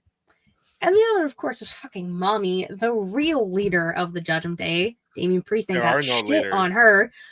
Damian Priest thinks there is, and it's Rhea. He ain't shit. It's Rhea. We all know the truth. And you should be happy that Rhea's the leader, because if Rhea's the king of Judgment Day, Dom is her queen, all right? Dom is her queen. No, Lola Vice, gosh. But it's be a breakout for her. But I like those two, Katie. It's both those two. I mean, those two have been the top of their division, whether it's been Toni Storm for a little bit, Rhea the entire year. Yeah. And if you watch Solo Katie, you know how much Katie loves Toni Storm and Rhea. Yeah, that's true. Instead of Justin going next, I'd like to go next because I also have Mommy, and I don't want to be redundant and let just maybe because he might not have Rhea Ripley in the off chance, but I do have Rhea Ripley. She started off her year by winning the Women's Royal Rumble. She, quote unquote, was one of the WWE's what it considers the main events by beating Charlotte Flair. She became the SmackDown Women's Champion on Raw. Then she became the first ever WWE Women's World Champion. She's been undefeated in singles competition when it came, and maybe in general. I know it's with her title matches, obviously, but in general, I think she's been undefeated. So I'm gonna go with her. She's the leader of her own faction. Yes, there are many other factions that involve women wrestlers, but she's the first leader of her faction. She's the leader of her faction that's like has male and women members. So she's one of the top stars on Raw, regardless of gender. She's one of the top stars in WWE, regardless of gender. She's a top star in all of wrestling. Everyone fucking loves Rhea Ripley. The only thing you can say negative about her is that she doesn't defend her title all that often, but that's because she's. Roman. Say what? Neither does Roman. That's my excuse. Yeah, exactly. There's Roman. No one gives a fuck about Roman. I don't give a fuck about Rhea. But we see Rhea every single fucking week, unlike Roman. So, and that's not a shot against our tribal chief. You know, I acknowledge you, but I also acknowledge Rhea Ripley. So confused at what happened at the end there, but okay, I'm with you. I don't know. Just female performer of the year. I mean, dude, 2023 has been like some of the best women wrestling all over the place. You know what I'm saying? Mm-hmm. Mercedes Moné, Kairi Sane, they had a match in San Jose for the IGWGP Women's Championship. I know we don't acknowledge that here, but I'm going to acknowledge it because I was there. You were there. And you know, you had Saraya and Wembley, you had all that, and you had all the what happened with the breakout tournaments and everything like that. I have to give it to Trinity. I'm gonna give it to her for going to Impact, for showing people that I'm not just gonna be Mercedes's sidekick or whatever. She took her time to plan out her route for her own lane, and she decided Impact was the place for her. And you see that she's killing it with all the other ladies down there. So shout out to her. I actually was gonna give it, because if you look at the whole year from January to now, I was gonna give it to Willow Nightingale, but she got injured, so she missed a couple matches to make that cutoff for me. But other than that, those two for me. Those are solid fucking picks. Yeah, absolutely. And like you said, the Knockouts division has for a long time been like the pinnacle of women's wrestling. Yeah. She goes there, she wins the championship this year, regardless of how everyone feels about Impact / TNA and their place in the world. No one until maybe NXT has really showcased women better than TNA has. So I'm with you on that. Vince. Yes. Pull up that Patreon banner for me. Give me 1 second. I was not prepared. I know you weren't. That's why I told you to do it. So, ladies and gentlemen, if you guys are watching us live, I want to thank you. I appreciate it. Unfortunately, you guys are going to have to watch us with ads. However, if you go to patreon.com/creationworld, for $1, you get 3 awesome shows. You get Return to Wrestling with me and Travis. Latest episode is out where we talk Slamboree 1998. You get Multiverse with Travis and Mara, where they are talking DC animated films. And you get If You Have to Ask. Kate and I are recording the 2nd episode tomorrow before getting off. So if you subscribe now, you will get all that for $1. If you want this show ad-free, go check out the tiers. We have a bunch of different things that we offer you, including this show ad-free. But if you're watching us live, we have some great shit. The holidays are coming up. It's not too late. You can get yourself some sex toys and some DUBBY so you can help stay up all night, wrapping presents or fucking yourself. Whatever it is you do, we have the stuff for you. And discount codes so you can get awesome things for the holidays for you, your significant other. You know, maybe you're weird and you want to get it for like a family member as a prank or whatever. Like, whatever you want to do, we got discount codes to hook you up just in time for the holiday seasons. And Travis is going to tell us all about that right now. Spice things up in the bedroom, then it's time to check out Adam and Eve. Because you see, Adam and Eve is the leading adult toy store that offers a wide range of products to help you explore your sexual desires. Whether you're looking for something to use solo or with a partner, they have everything you need to satisfy your cravings. From vibrators to lingerie, bondage gear to lubricants, AdamandEve.com has it all. And the best part, you can shop with confidence, knowing that all their products are of high quality and backed by a 100% satisfaction guarantee. That means whether you bought a dildo, sex swing, penis ring, vibrator, anal sex toy, bondage toy, couples toy, lube, or accessory, you can get a refund within 90 days if you're not 100% satisfied. No questions asked. And right now, as a special offer to our listeners, Adam and Eve is giving you 50% off almost any item on their website. That's right, 50% off. And if you act now, you'll also get free shipping. So go to adamandeve.creationworld.com and use the offer code EROTICA at checkout.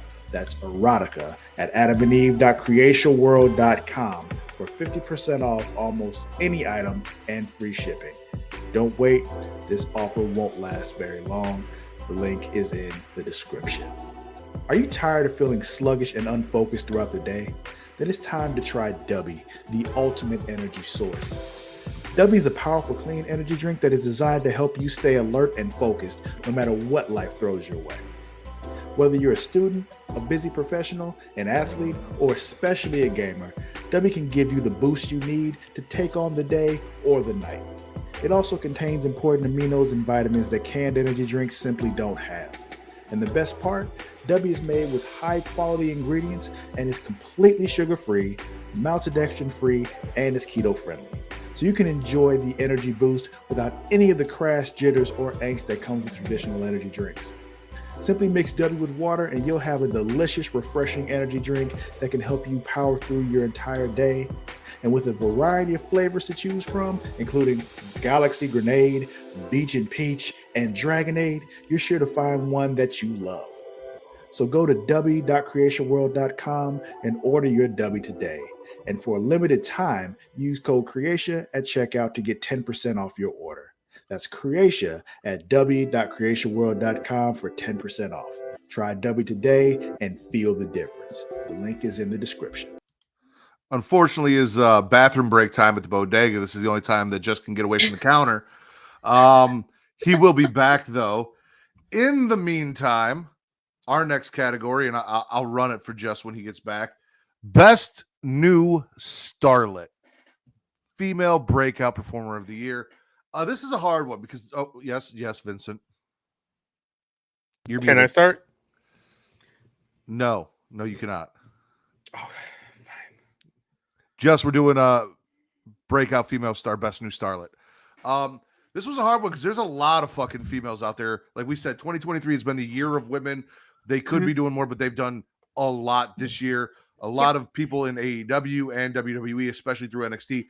And mine through NXT is your current NXT Women's Champion, Lyra Valkyria.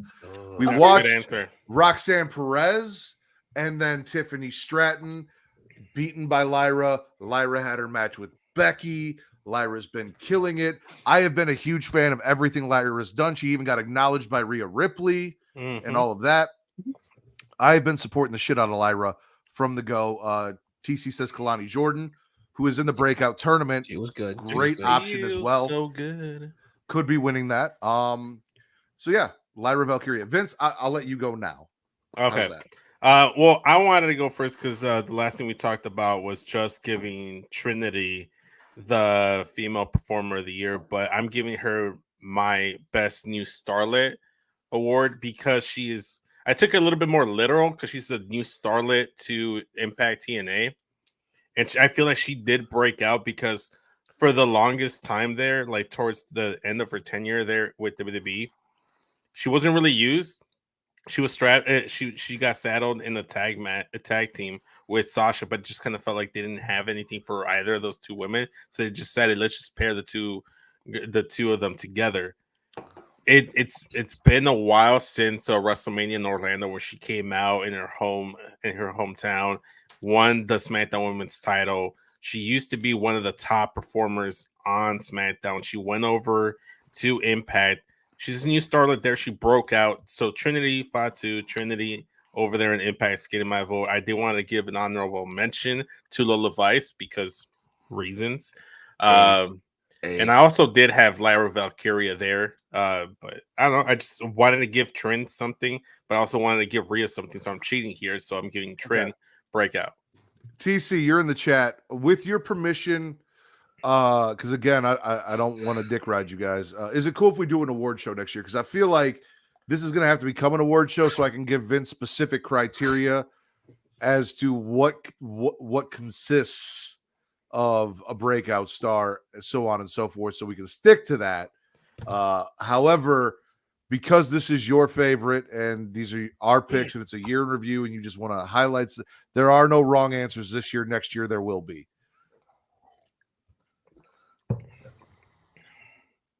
Trinity. breakout star, best new Oh star. my god. Katie, best Respect. I have 3.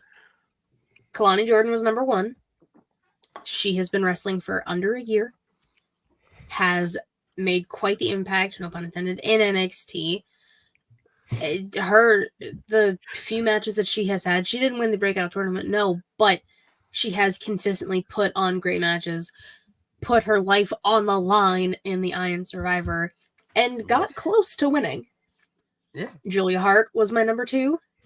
She Good was answer. joined House of Black at the end of last year, if not the very beginning of this year, and is now your TBS champion. And just her theme song is phenomenal. She exudes this confidence now being with the House of Black, and her in-ring has just improved tremendously.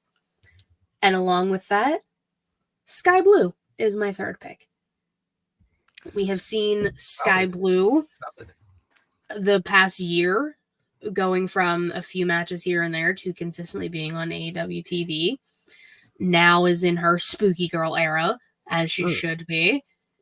And it's great. I love what they're doing over there with them, specifically Julia and Sky. And it gives me hope, especially because they're both so young, of what they can do in the future.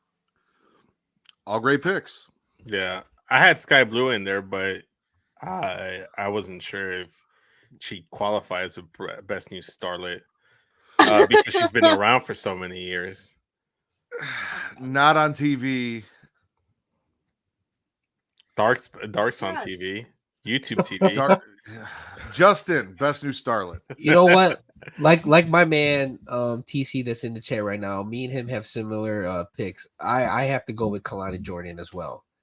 Just because I know that she hasn't been on a like, how do I say this? Multiple NXT shows, but even though she's been featured backstage in certain storylines, that's what the Iron Survivor is meant for. It's meant to showcase people who normally don't get that TV time. So I gotta go with Kalani Jordan. All right. Yeah. It is a fantastic pick. I agree with Katie. Lyra got the edge for me just because of the NXT Women's Championship versus a TBS Championship, or unfortunately for Sky Blue, no championships. But like I said, there are so many women out there who have had a banner year, who have made an impact, who you weren't seeing or familiar with if you were watching wrestling on TV and not the indies, who showed out and did their thing. 3 of them I talked about. Roxanne Perez coming over and doing her thing in NXT, and Tiffany Stratton out of nowhere. Just all of a sudden this year blew the fuck up with that moonsault, becoming champion. Right. Good shit. Tag team performers of the year. My vote should be no surprise. From Chicago, Illinois, the motherfucking family. Don't get me wrong. The Creeds are fantastic. There's a lot of great tag teams out there. FTR may be the best tag team in the world, but the family, the Don and Stacks, 2-time NXT champions this year. The motherfucking family. Forget about it. What you gonna do? They were right about Santos all along. Bingo. Katie, tag team of the year. Oh, unless did you have something on the family, or Vince? Oh no, I was just gonna say this is Matt's homer pick of the entire. Oh, I'm sorry, I'm picking Chicago people. I thought that's what the fuck we did around here, because they're built Chicago from Meatpacking District, Chicago. baby. Fucking right. Meatpacking District. Come on. Yeah. Broadcast of the year award on Chase. True. Very true. We are more similar on some of these than we would probably think. I love you, Will. Katie? Oh, the answer is the family. 100%. Of course. They have been one of the most entertaining tag teams to me and Matt. I mean, we love the Creeds. I love Alpha Academy, but it's like mainly Chad Gable. Specifically where I thought you were going. It's mainly Chad Gable. Otis is just like, yeah. And I love me some Creeds. DIY. Not really a lot of tag teams. They just barely started teaming. It's I don't know. Everything about the family is just very entertaining, and the matches they are putting on, and there's so many opportunities they could have been champions and they weren't given that. this year. And like Matt said, 2-time NXT Tag Team Champions, your current NXT Tag Team Champions, just defeated some werewolves a few weeks ago. Like, come on. It's phenomenal. They're doing great. They got Andre Chase's money. They got Dude. Big Ange as their heater now. Let's go. Who better than Big Ange? By the way, Nobody. that's the Sicilian flag for those of you who are unaware. I know There you were go. expecting, that thing that kind of looks like the Mexican flag, but without the giant tattoo in the middle for me to be waving. But this is the Sicilian flag that we're waving over here. Chicago flag came before the Italian flag, by the way.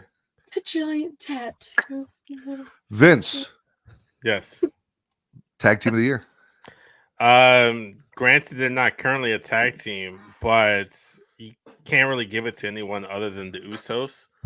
They were one of the tag teams that main evented night 1 of WrestleMania. One of the hotter stories involvement with the tag teams.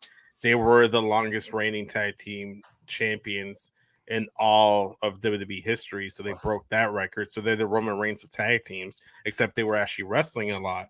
So you had them teaming and performing against like the likes of LWO, Alpha Academy, Street Profits, Braun Strowman, and Ricochet, and more throughout the year.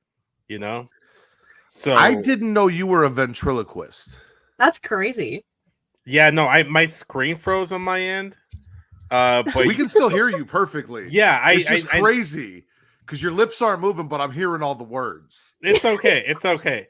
It's we'll clip that for future use later. But yeah, but the Usos, Jimmy and Jay, they fucking knocked it out of the park. For the better, I want to say they were affiliated as a team up until SummerSlam. So that's still like 2/3 of the year.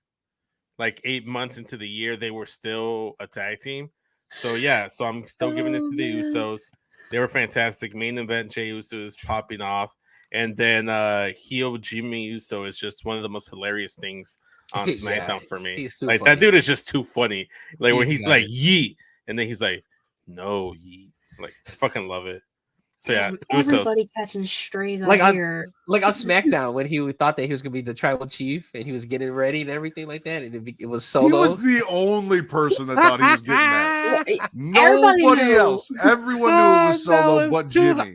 No, I know. I'm just saying like how funny. Does he know? No, I agree. It was so fucking funny. But like the great thing is, it's like you do realize like you convinced your brother to turn on Roman. I don't even know why you're back with the bloodline. This was all you're doing. Jay, you did this shit. Nobody's bitch.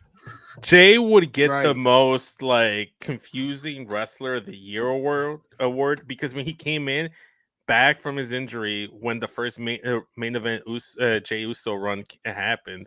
He was like, "Oh, I ain't nobody's bitch," but then he fell in line, and then he, like Matt was saying, he convinced his brother to go ahead and turn on Roman, and then he comes back, helps Roman keep the title, and then now he's aligned with the bloodline again. Like he makes no sense. His booking hasn't made too much sense in terms of character motivation, but he's still very entertaining.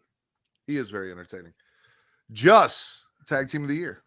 Okay, I know this was a very short-lived tag team, right? And of course I would go with the Usos and Sami Zayn and Kevin Owens, but that was, it ended in April. I'm gonna go with this tag team. I know they ended early, but MJF and Adam Cole as a tag team was hilarious for me at a time where I didn't care about AEW, but just the fact that they had like these, you're my friend too, you're my best friend, we're best friends. Like they did that gimmick better than Chris Jericho and Kevin Owens did, and then adding Roderick Strong to it, it was just so hilarious when they started that. And unfortunately, Adam Cole got injured, but I have to give it to them.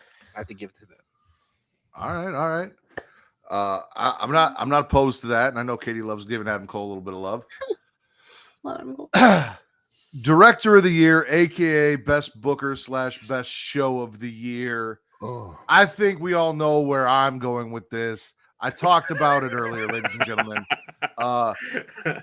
This man's eyes point in two separate directions so he can see everything at once. He's got an eye for talent.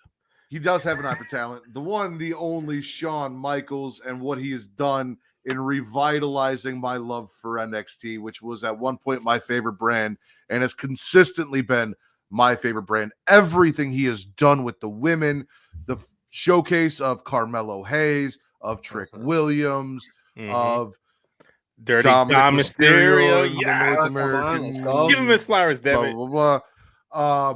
Keeping Braun Breaker relevant, even though he should have been called up and he hasn't been. Everything. Like very few misses. You got Joey and Gacy and his bullshit. Michaels don't I miss. looked at that Like, one. no, he does miss because fucking schism. Like he misses, but very few misses. Also, even though it's not a pay-per-view, Halloween Havoc Night 1 was like my favorite fucking special show of the year, period, hands down. They've been killing Everything it about every it year. I fucking loved. Yeah. So NXT for me. Do you guys have anything other than NXT? Okay, go ahead. I think we're on the same page. I don't know if we are or not, but I'm gonna give Director of the Year to Paul Triple H Levesque because he's completely turned around the main roster after Vince McMahon got booted out of the building.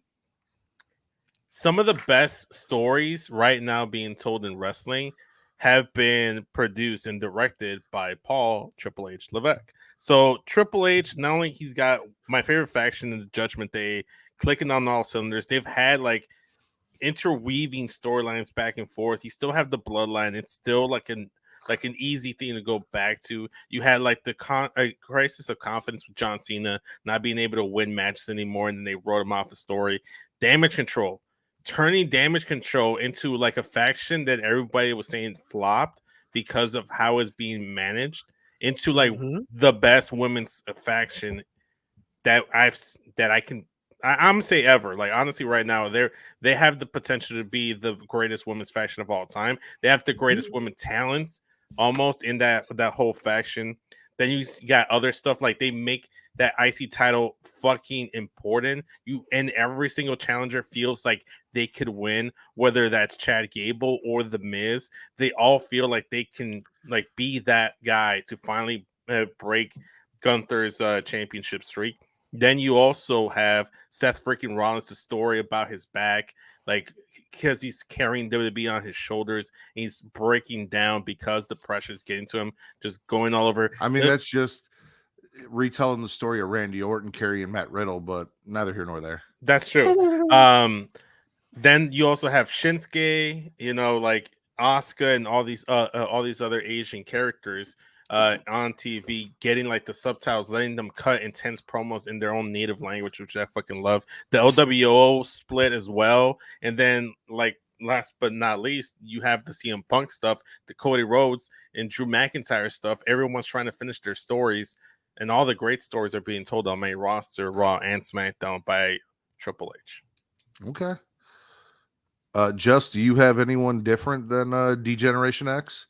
As TC put it in the chat. Who's ever been booking main event lately has been really doing a good job.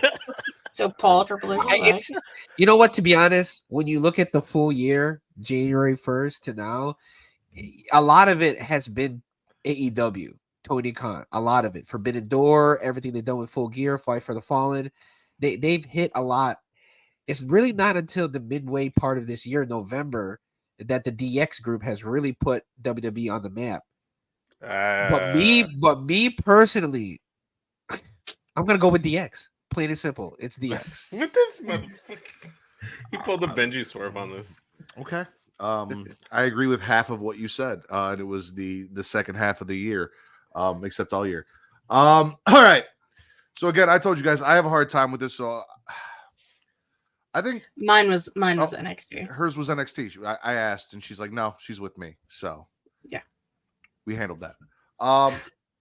Best production of the year, best pay-per-view of the year. Rhea won the Rumble. Cody won the Rumble. At that point, we didn't know Cody was going to fail. I was so hyped for this year's Royal Rumble and everything that we had, the Final Fours and both the men's and women's matches, everything building up to it. Almost in the Final Four, by the way.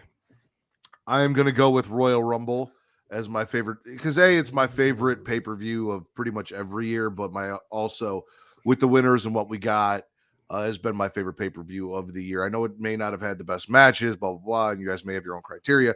I don't remember any of the other matches besides the Royal Rumble. And if it wasn't this, it would have been Survivor Series because it's fresh in my mind and I remember what the fuck happened. So, Fair.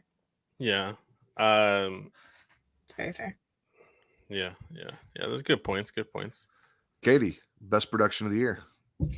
So this was hard because, like Matt, I don't remember anything that has happened this year because my brain doesn't work, and there's been so much that's happened this year. Because I was there, Payback. I mean, I got a street. Fuck off. Because I got my street fight. I got Kevin and Sammy in Penguin jerseys. I got Shinsuke and Seth beating the hell out of each other. I got that steel cage. I got good matches. I got Cena and LA Knight interacting. That was great. But I was there. So, like, it's that because I was there, and then watching, it was hard, but I think I'm gonna have to give it to Stand and Deliver. Okay. Okay. I was like thinking The about literal it. last PLE. No. Yeah. That was the last Deadline was the last PLE. Yeah. Stand and Deliver was their Mania. Oh, That was like their first. I was first. thinking I know of what you're that saying. deadline as you know what You mean like the last Vince's joke I know neither what you're saying. stood You go nor back. delivered. I know there. what you Nice mean. try. I know what you mean, bro. I got what you mean. I know what you mean. I mean, I almost went Mania because Mania and Rio won. I almost went Backlash because Bad Bunny. But Stand and Deliver just like hit a bunch of different cylinders for me, and like that's where Mello won the title, and the family was in the tag match, and they should have won. And it was like I was just getting little bits and pieces here and there, and it's the best pay-per-view PLE that NXT can put on. Because Deadline was definitely a hell of a show, but Stand There's just like it's got that Mania aura to it, you know. I couldn't tell you what was on Stand Deliver, and we did a trivia show about Stand Deliver, and I couldn't answer any of those questions. No, but Stand Deliver, I mean, NXT is putting on fantastic shows. To be honest with you, like it's getting back to like it's not takeover level still, but it's getting back there. It's getting back to that like early NXT takeovers. That's where it's getting at right now. Okay. Just overall, when I look at the pay-per-view, you know, I mean, yes, Wallop, that was like the best match on that card, but the whole card was kind of like tough to get through. But I have to say, Backlash in Puerto Rico, the best one, production-wise, from top to bottom. Even the pre-show, the way that they were there outside and all those people were out there.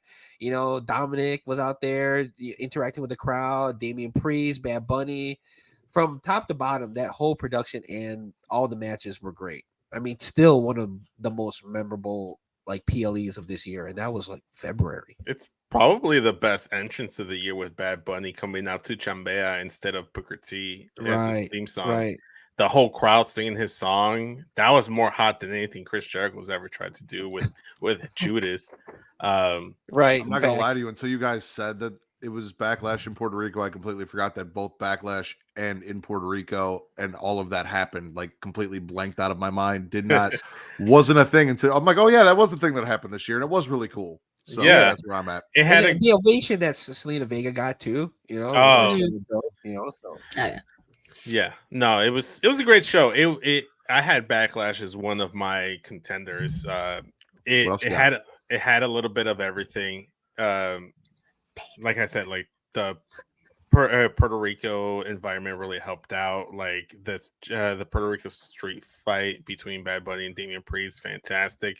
The main event was the only thing is that it had Cody Rhodes versus Brock Lesnar. If they had swapped things around, I could have given it more of a consideration for like pay-per-view of the year Backlash. That is, didn't Cody beat Brock? No, it's the placement of the main event. Bad Bunny versus Damian Priest should have main evented. I disagree. We can disagree. That's perfectly fine. I think we already had this conversation months ago. But yeah, no, it had a lot of good things. What was your other pay-per-view? Yeah, I was gonna go ahead and just, I mean, come on, Survivor Series War Games. 2 War Games matches.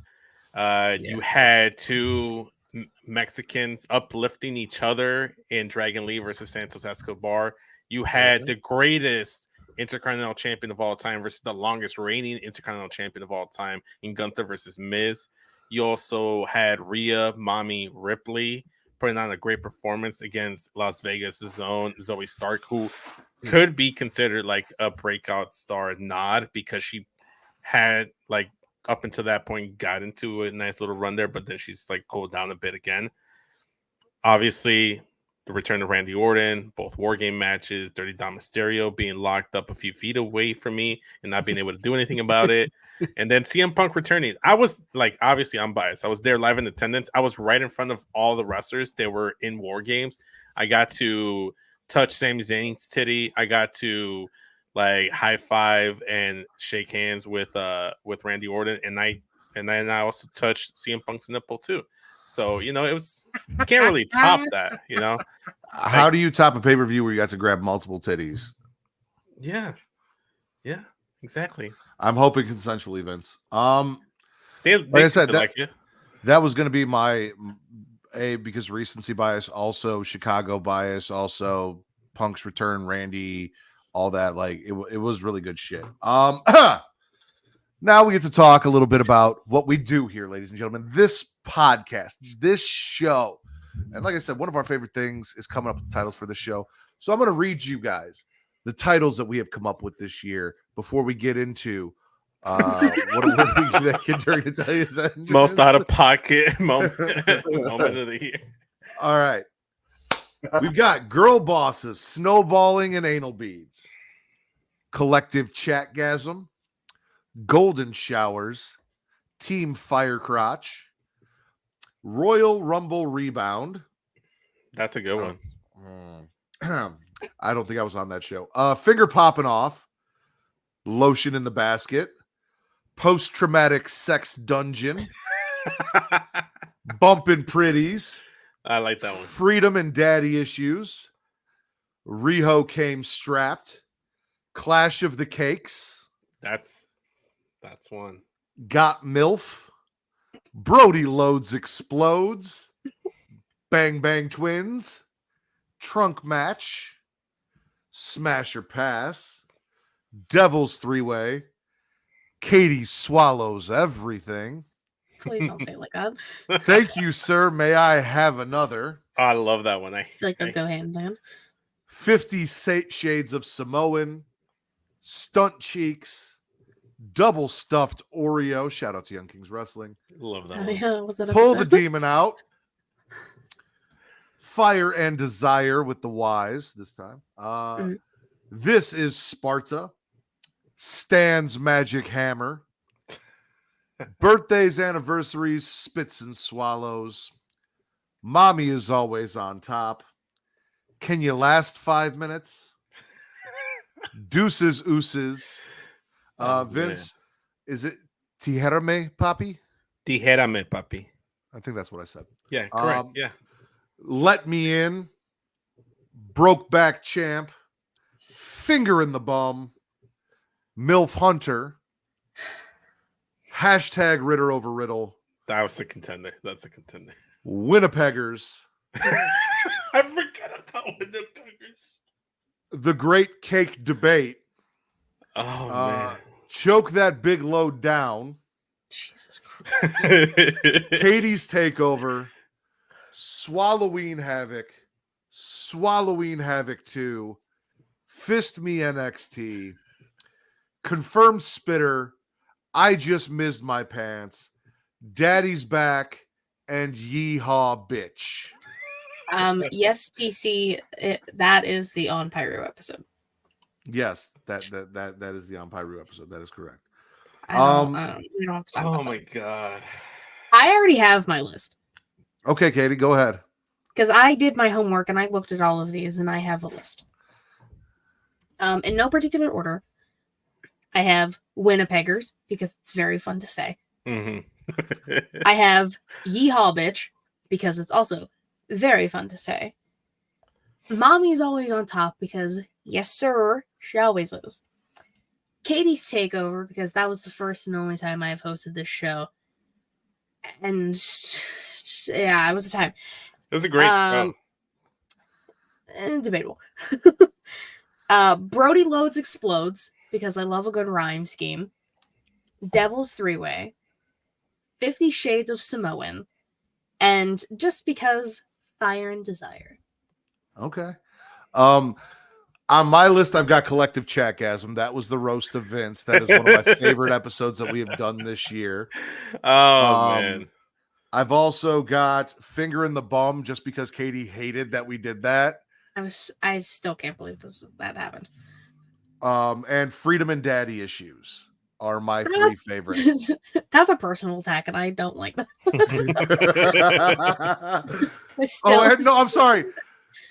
It's all personal attacks, because my fourth and honestly probably my favorite is Katie Swallows Everything. That episode was me, you, and Tim, I think. Yeah. So it was a good week of wrestling. I don't know. Freedom and Daddy Issues. Katie Swallows Everything. Collective Chatgasm. And Finger in the Bum. Right? Yeah. Just, what do you got? It's the Finger in the Bum, Winnipeggers. Pull the Demon Out. Did anyone say that? No. Oh my god, that's a great one. It's just like, what? And then I have to say Smash or Pass, because I was on that one. I think I was on that one with Ivan from Circle of Debate. I believe you were. Yeah. Okay. I think that's the one where the chat was going wild for Vince. No. That was the Collective Chatgasm. Was that the Collective Chatgasm? Okay. Yeah. Yeah, because Speaking of Vince, Vince, go ahead. I have a few contenders as well. I also wrote down Collective Chatgasm because I was a trooper, right? That was honestly one of the most fun experiences, even though I was on the butt of the joke. Dijérame Papi, because of Will, yes. He was on the show. Yes, that was good. Couple of cake episodes. You have the Clash of the Cakes. Then you also have the Great Cake Debates. So I like those. I like cake. I'm a pastry man myself. Pull the Demon Out. I love that one. I thought that was one of the first ones that just popped me when I reread them. Winnipeggers is my all-time favorite. And then I gotta give some love to Got MILF, because that is the most watched episode and thumbnail that I made this year with that title. Nice. It's gotten the most views. But my all-time favorite is Winnipeggers, because that shit just rolls off the tongue, man. All right. And now is the time where we turn it around for all of you listening and give a shout out to all of the great guests that we have had this year. Now, mind you, we backed away from guests a little bit this year. We didn't go as hard as we did last year, but we do have a bunch of great guests. We kicked off the year with Willow Raven, who was absolutely fantastic and a joy, and I hope we can figure something out and get her back on sometime soon.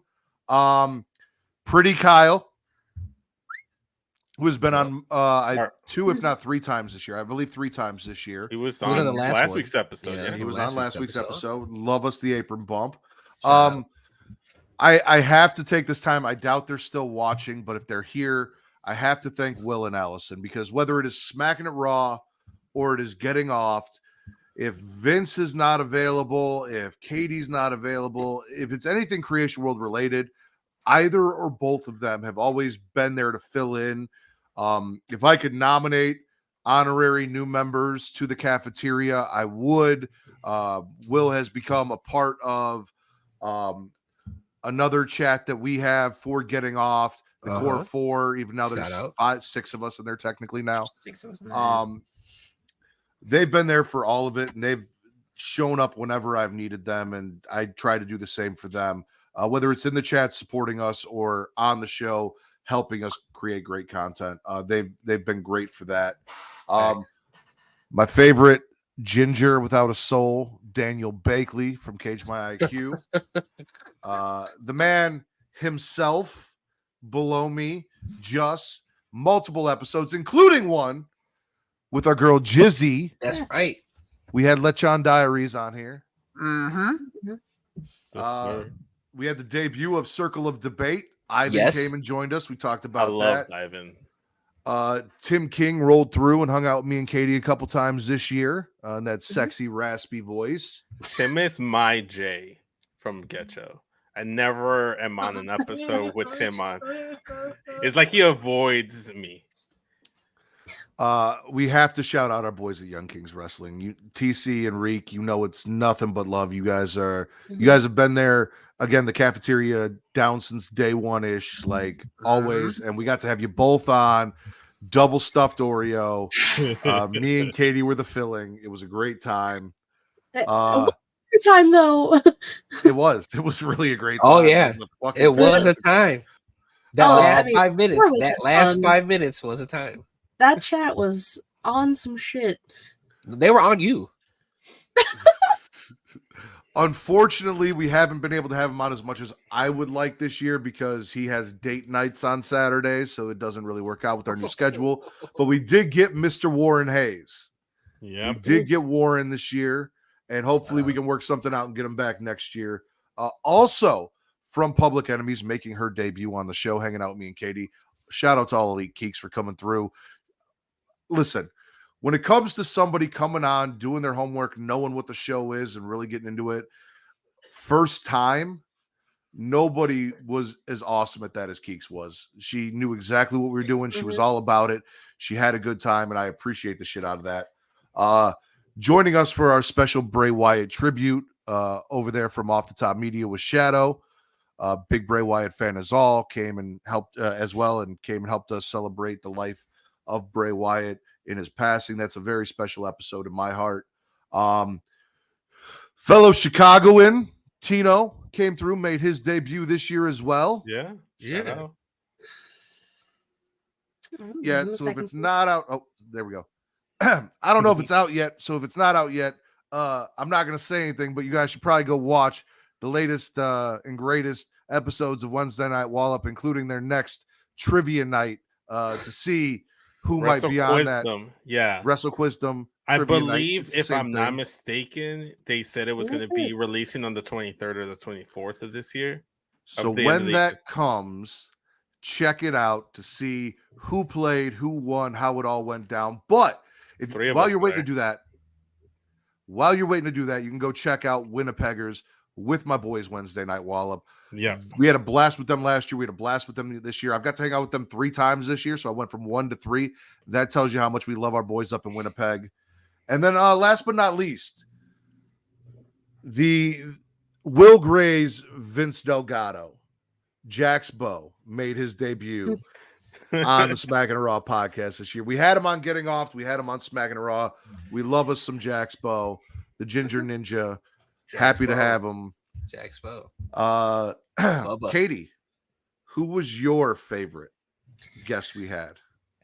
So aside from the usual suspects, because it's obviously like the calf, shout out, like Just, Rick DC, Allison, Will, like the people we see all the time and interact with all the time. I'm not gonna pick any of them because we do interact with them so much. I mean, Willow, I also had her on Inside the Mind of. She was phenomenal. She was so easy to talk to. She had fun. She brought an energy to it, and it was awesome to work with her.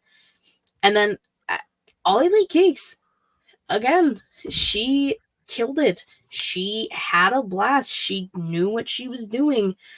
A lot of people say they watch the show and don't know what the fuck they're talking about and don't know what they're doing. She did.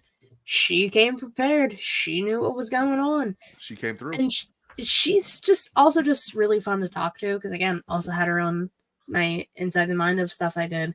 And she's just really fun to talk to, really easy to talk to, great conversations, can laugh at herself if she needs to.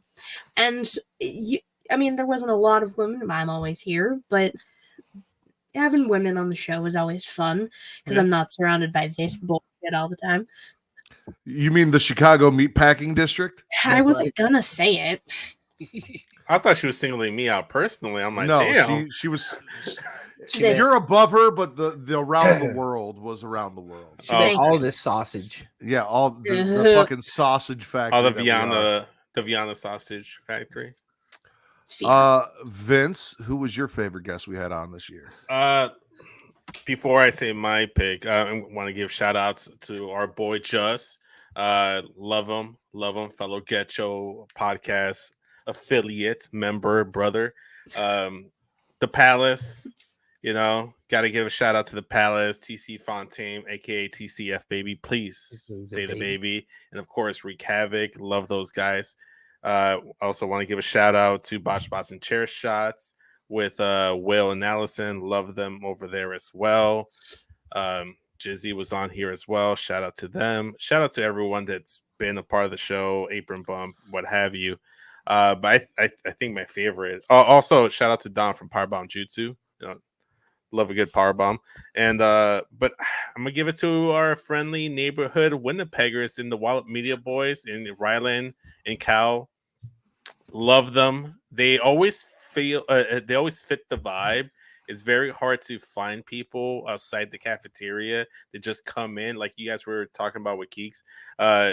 They came in, and it's always just so fun doing that show. Oh, yeah. I got a chance to actually be on that collaboration because I can't remember, like you guys can't remember what pay-per-views matches happened. I can't remember if I was on these episodes with the collabs. Most often than not, I wasn't on the episode, so it was you and Katie. So based off of my personal experience, I gotta give it to the Wallop boys. Them Wallop boys. Just whether it was a show you were on with us, if you want to plug yourself, or I know you listen. What's your favorite collab that we did this year? It's hard. It's hard because everyone, almost everyone, fits the mold and they have a good time and they know the criteria. But I have to say, for someone who hasn't been on the show, and I think that was their first time, and the first time was with me, I got to give it up to Ivan from Circle of Debate. Yeah, shout out to Ivan. Yeah, shout out to Theo. So, but he fit in right with what we were doing and then all the topics, and I think we did like Smash or Pass, which was kind of something new at that time too, right? Mm-hmm. Yeah. So he went with it, and he did a good job. I thought we got definitely want to see him on here again. But if I have to give another honorable mention, I have to give up to the Wallop boys. Yeah. They also been on here multiple times, and they just fit the mold the same way. And I also got to give a little bit personal thank you to them too, because when we first started as Getcho, they gave us one of our first collabs when nobody really shouted us out. So I got to give it up to them too. That I didn't know. I guess I need to brush up on Getcho history. Us and Wallop, we go way back. So it's really hard to pick for me. But I think just because I miss her so very much, she's not really podcasting anymore, but in that first year that I was doing it, the fact that I got to meet her in person, the fact that she made time, even though she doesn't really do this anymore, to come back. I think my favorite had to have been Jizzy, getting her back on the show. One of my favorite episodes was me and her sitting down when I didn't have a co-host the very first time, when I was like really starting to get into collabs. To get her back with Just, I missed having Jizzy, talking shit with Jizzy in the way that we used to. So that one, and then we talked Willow, we talked all Geeks, we talked Wednesday Night Wallop, all great. Double Stuffed Oreo is my favorite episode we did this year, hands fucking down. So there's that. If you don't know why, go listen to Double Stuffed Oreo. All right, it was off the wall. It was ridiculous. Also, someone that we didn't mention that I think deserves a shout out is occasional guest The Rack, who's made quite a few appearances via popular demand this year. Mind you, from the chat, not from me. The people in the chat loved The Rack, wanted The Rack. The people wanted The Rack. The Rack showed up, showed out, did his thing. So there's that as well. All right. Thanks. Last segment of the show. Let's get into this. It is the great cake debate of 2023. Best ass in wrestling. Loki was gonna get sad. Nobody said our episode. TC, we loved that episode. It is my I favorite just got a episode little bit of the traumatized. year. Yeah. I just got a little traumatized. That's all. Best ass in wrestling. So these are my nominees for 2023. You guys can all have your own, and then we can kind of debate and see where we're at. Sky Blue. Yes. Good nominee. Rhea Ripley. Yes. Tony Storm. Yes. Anna Jay. Yeah. Kaden Carter, who I don't think gets the love she deserves. Oh yeah. Kira Hogan is absolutely on that list. Lash Legend. Gigi Dolan. Uh-huh. Bailey. Yes. Chris Statlander. Yes. Lola Vice. And Elektra Lopez. I was trying to write them down as you were going, but you kept listing them so fast. I stopped. It just kind of stopped. Pamela Martinez. That's a good pick right there. Bailey's on the list. Grand Slam Pam. Katie, did you have anyone I didn't mention, or maybe any dudes you want to throw in the contention? Do I want to throw dudes in like that? Well, my two, Rhea, of course. Because come on, Jesus Christ. And War Daddy. Come on now. Okay. How dare you disrespect my mans like that? I love Nia Jax. I don't know if I put her in best ass category though. Nah. Just you got any extra nominees? That's maybe? okay because like TC, I'm putting Nia Jax in there. I'm putting Nia Jax in there, and just like Yes, TC, yes. I was just gonna say Trinity too. Yeah. I was gonna say Trinity too. How could you Trend. not leave her out? Trinity, man. Oh my god. You know, Vince won't take his shirt off or show us his ass, so I don't know what either looks like. and just like you, Matt, everyone that you listed is basically on my same list. But I also have to add, she still got it. Trish Stratus. Oh, Trish Stratus still got it. mm. Older, berry, sweeter than juice. I'll take it.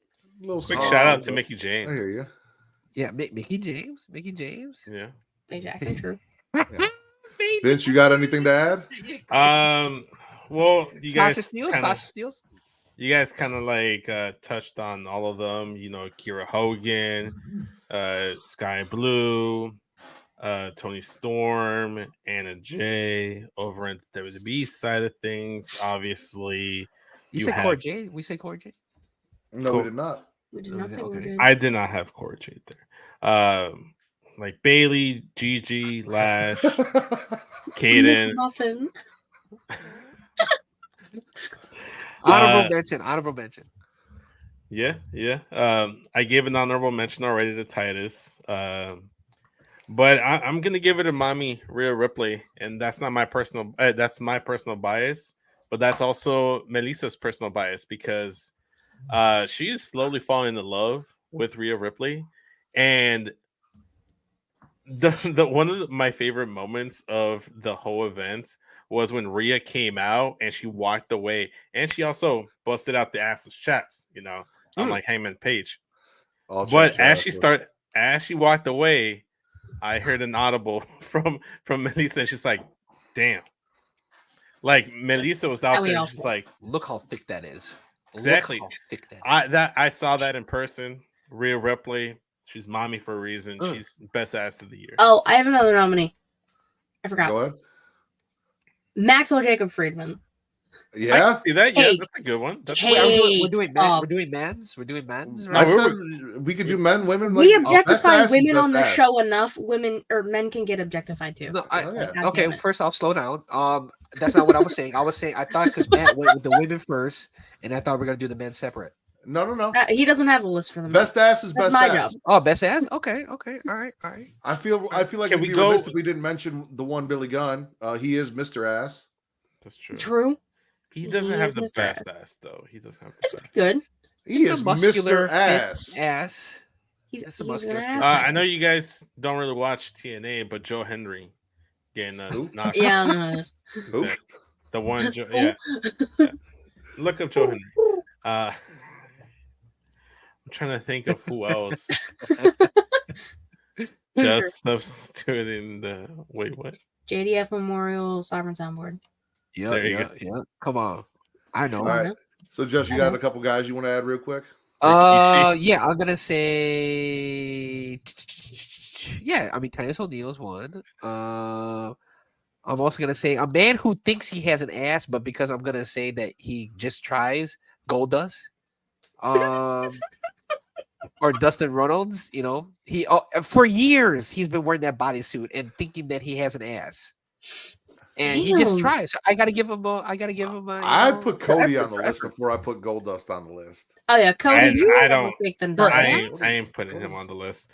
You know, I mean, That's it's a America's ass. It's all a right? couple. It's a little cuppable. It's a couple. Cody Rhodes has not- America's ass. That's John Cena. How dare you? I do remember when Goldust wanted titties. you know putting it on who's the screen. name? You know who's a good name? Austin Theory. Randy Orton. Not ass though. I'm surprised Carmelo like- Hayes is- didn't make the list, Katie. Trick Williams. Trick Williams. I don't know. Carmelo, I'm looking more. Yeah. Well, Yeah, here's the thing. Explain.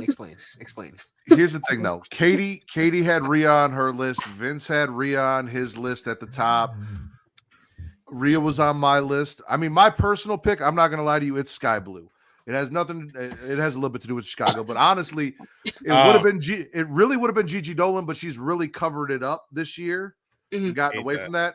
And Sky Blue has been letting it. I mean, it is all over the internet. She is letting it hang out in everything. Shout out she to does. Scarlett. Shout out to Scarlett. Yeah, Scarlett too. Oh, But Liv my Morgan. my personal pick would have been I'm with Sky you. Blue. However, Rhea's on my list. Rhea's on Vince's list. Rhea's on Katie's list. I know Justin loves mommy as well. I have a feeling if we have to give the award to best ass based on most votes, it is one Rhea Ripley. Mommy I just always put Rhea on Ripley's top. ass That's as the fucking thumbnail? why. Step on me. There you Please, go. All right. I beg. Best ass 2023, mommy Rhea Ripley. I want to thank you guys for joining us, hanging out with us. Katie, please plug yourself for everyone for the last time in 2023. Oh wow. Well, I mean, I'll be on getting off tomorrow, but yeah, you can follow me on Twitter, Katie Wrestling 13, the link to my bad album She Showcase, twitch.tv/She Showcase, and youtube.com/She Showcase. Typically Thursday, 6 p.m. Eastern. This upcoming Thursday is our seasonal showcase.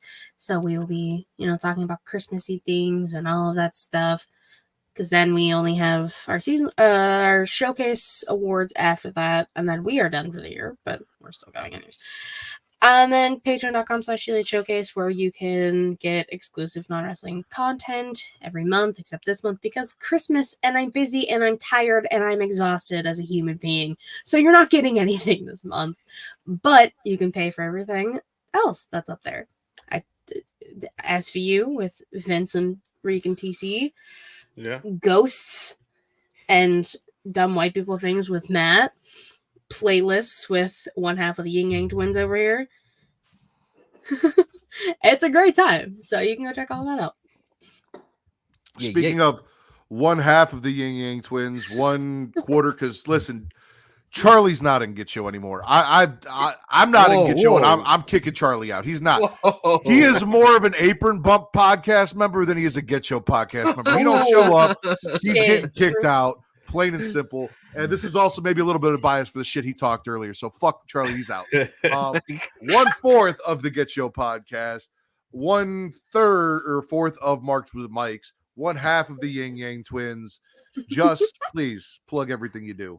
Appreciate that. If you like what I said here, you enjoy my content, you can find me the Get Your Podcast on Twitter, Get Your Podcast on Instagram. If you can't find me there, you can find me on Thursdays with Marks and Mikes. But yeah, appreciate you guys, and this was dope.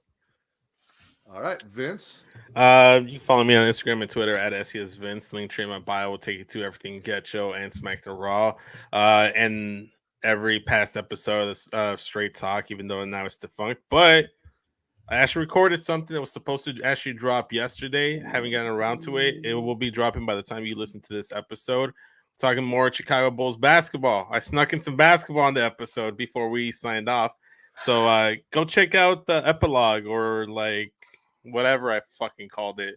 But yeah, I hang out with Bosch and we talk more basketball. Yeah, fun time. Yeah, Fun time. here's on Vince tonight. I want to thank my guests from the Get Show podcast, Vince and Just, for joining us. You guys can follow me at Matt Ritter, MattRidder, or at Getting Off, both on X. Getting Off for your horror, Matt Ritter for your wrestling. Everywhere else on socials, TikTok, Sky Blue Sky, close. Follow me on Sky Blue. TikTok, Blue Sky, Instagram, and Threads, all at Smackin It Raw. That'll get you a little bit of everything from me. You guys can follow everything Creation World at It's Creation World, ITSCREATIA, Instagram, TikTok, X, Twitter, whatever you want to call it. Also, creationworld.com is back. If you go there, it'll get you everything you need from Creation World. All the links to everything that we've talked about, whether it's YouTube, Twitch, Pornhub, Patreon, the links for all of our audio as well. Social medias, merch, everything is there. Again, my boys from the Get Show podcast, Vince and Just, thanks for joining me. Katie, my co-host, thank you for being here as always. For I can stand you, Daddy Delgado, the Pornhub Poppy, SES Vince, your boy Just, and Miss Katie Kinzy, baby. I am the patron saint of podcasting, the Warden, Matt Ritter, and this has been your #1 wrestling podcast in 2023 on Pornhub. Let it Go. Go.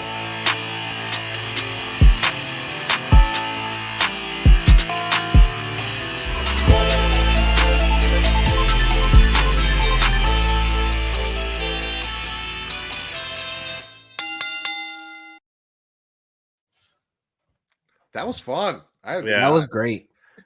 It was great. It was so great that Ben wants Matt to work now. You got to pay for that, Ben. That's on one of the tiers. I'll get topless for free, but you want to see me twerk, you got to pay for that shit. Oh man. We went by those real fast, like real smooth. No, I think we maybe just a little hair over our 2-hour mark, but not far. I wasn't paying attention to how far into 11 o'clock we started, so we're right almost at that 4-hour mark or 2-hour mark. So that was perfect. We got through a lot of shit. 2 hours. We got through a lot of shit. It was good. We got all our categories, spits and swallows, best ass. Like that was a good one. I'm happy. No, it was great. It was perfect. I'm still leaning towards Office Christmas Party for our title.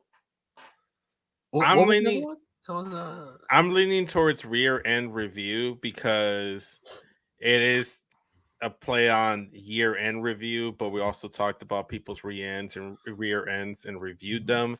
There was very little Christmas partying happen except for my Christmas tree and Katie's Christmas shirt. Merry Xmas, and it's Adam Cole. I mean, Justin's got the Marlboro jacket on. I don't know what's more Christmas than your dad leaving for a pack of cigarettes. I can't I've never experienced that, so I can't really say that's Christmas for me. But yeah, I don't know. I'm leaning towards Rear End Review. I'm with Rear End Review too. You made a really good case for it, Vince. Whether it's the only award we gave out, which was Best Ass of 2021, the play on Year End Review, which is what the show was. I'm down for that. Rear End Review 2023 works. Yes. Okay. Yes. Justin's like, yes. And it more than Office Christmas Party, it is really the theme of all of the dude. My favorite part was reading back all the titles.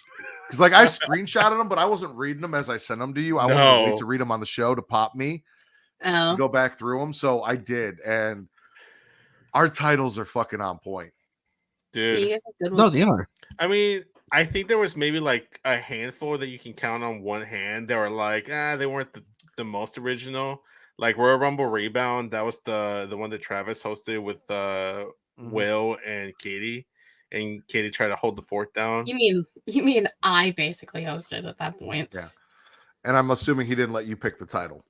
I didn't. I was just a body. He made everything. Yeah. No. I meant like host because like he hosted from his StreamYard because Katie didn't have access yet. Right. That's what I meant. That was a big step for us in 2023. Was getting Katie into the StreamYard to help me because again, Vince abandoned me to go be part of the Get Show podcast. I didn't abandon you.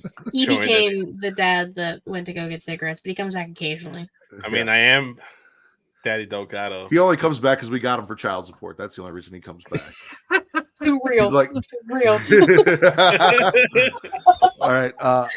I'm gonna do my post show pee. I'll be right back. Post show P. Post show golden Okay. showers. Ew. Oh my God. Stop it. He's a menace. I don't know. I bad. really like Post Traumatic Sex Dungeon too. Like, that was also one of mine. And I then can't remember who was on that episode. Post traumatic sex dungeon wasn't I that was there. wasn't that the episode? No, because Charlie wasn't on it. I don't think Um, Charlie's been on any of the on any Smack Raw this year. I listen to it all the time with all my friends. Smackin It Raw. Hold on, let me look. I'm looking right now. Oh no, it's just Oh, you and you're Katie. checking. Okay. It's It's just what? just Katie and Matt.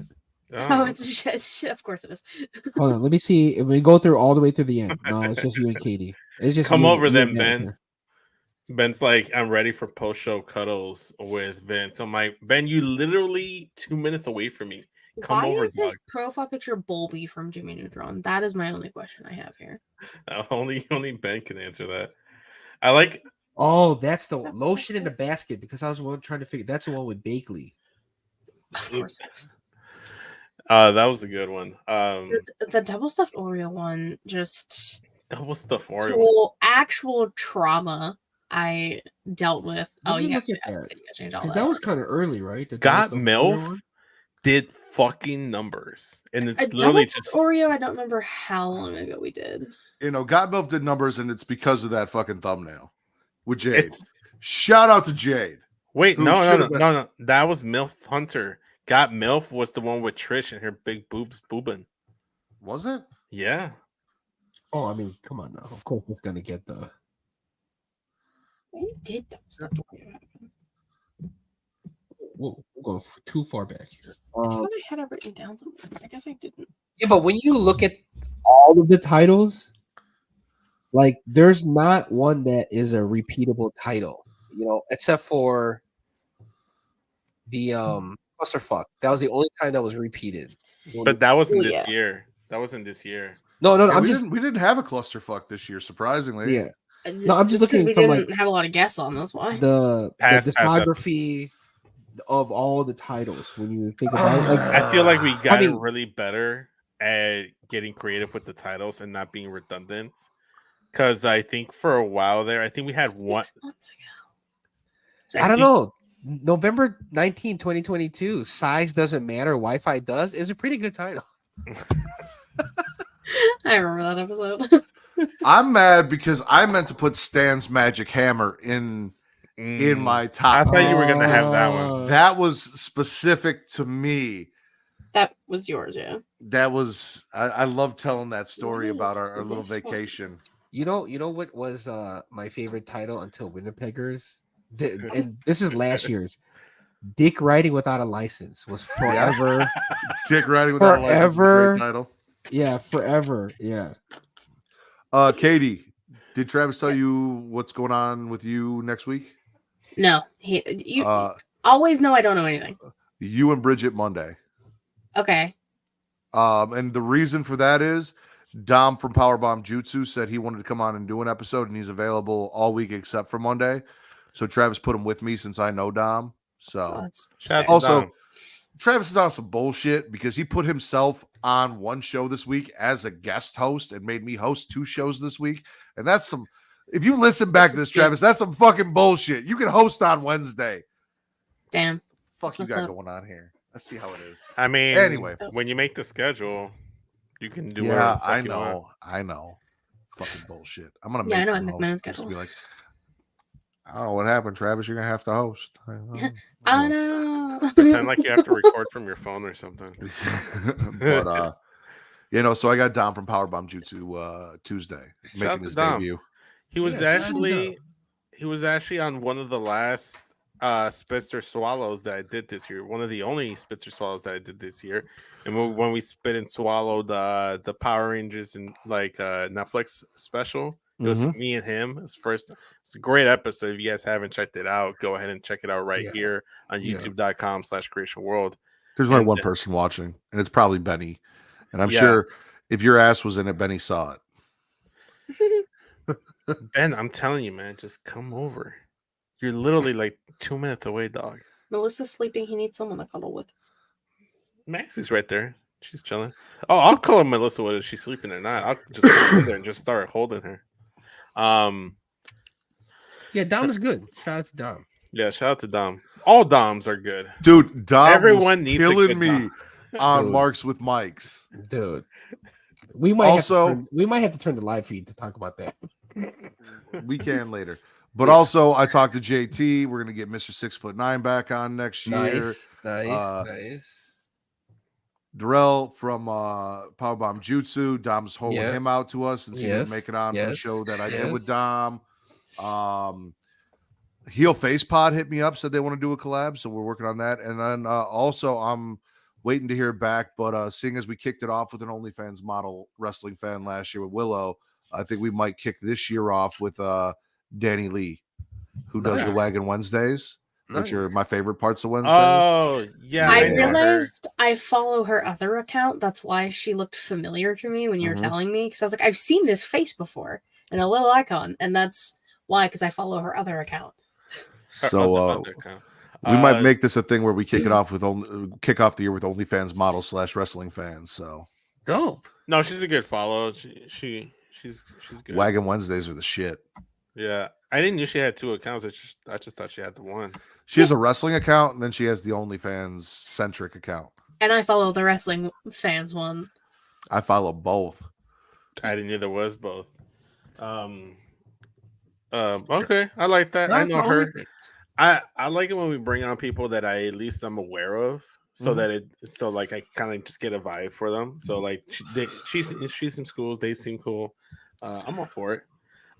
My goal for 2024, and I think this is one thing that I thought we could have done, but we ran long. We out of can do time. that January 6th. We can do our New Year's resolutions. New Year's resolutions is to be on more episodes with guests, because I feel like the last year specifically, but also the year prior in 2022, we would have guests and I wouldn't be able to be on the show, or I wasn't on the show in general. You know why that is though, right? Why? Well, one, we generally had guests on when you were on your hiatus, and you were on a lot of hiatuses, which sparked the Pornhub Poppy race of 2022. The only Pornhub Poppy race that there was and will be. Number 2, same thing in 2023. Not that you weren't here as much, you were, but also that was something that you and I discussed at the beginning of the year, was getting you, me, and Katie back in that groove and doing less guests. So when I brought on guests, it was when I was missing one of you. And 9 times out of 10, if one of you's missing, it's going to be you, man. So, if we're being honest, if the numbers line up here. We've crunched the numbers. No, I get it. I mean, look, like I said, like you said, I'm cheating on you with Getcho, but I'm not actually cheating on both of you guys with my fiance, because 9 times out of 10, if because Saturday nights are date nights, so then we try to squeeze in date night beforehand, or we just do a in-home date type of thing. So there are weeks where it's like I gotta give time to her and I want to spend time with her. Also, there were weeks where it's just like, man, wrestling just isn't swallowing enough for me this week. I just want to spit everything, but I don't want to be negative.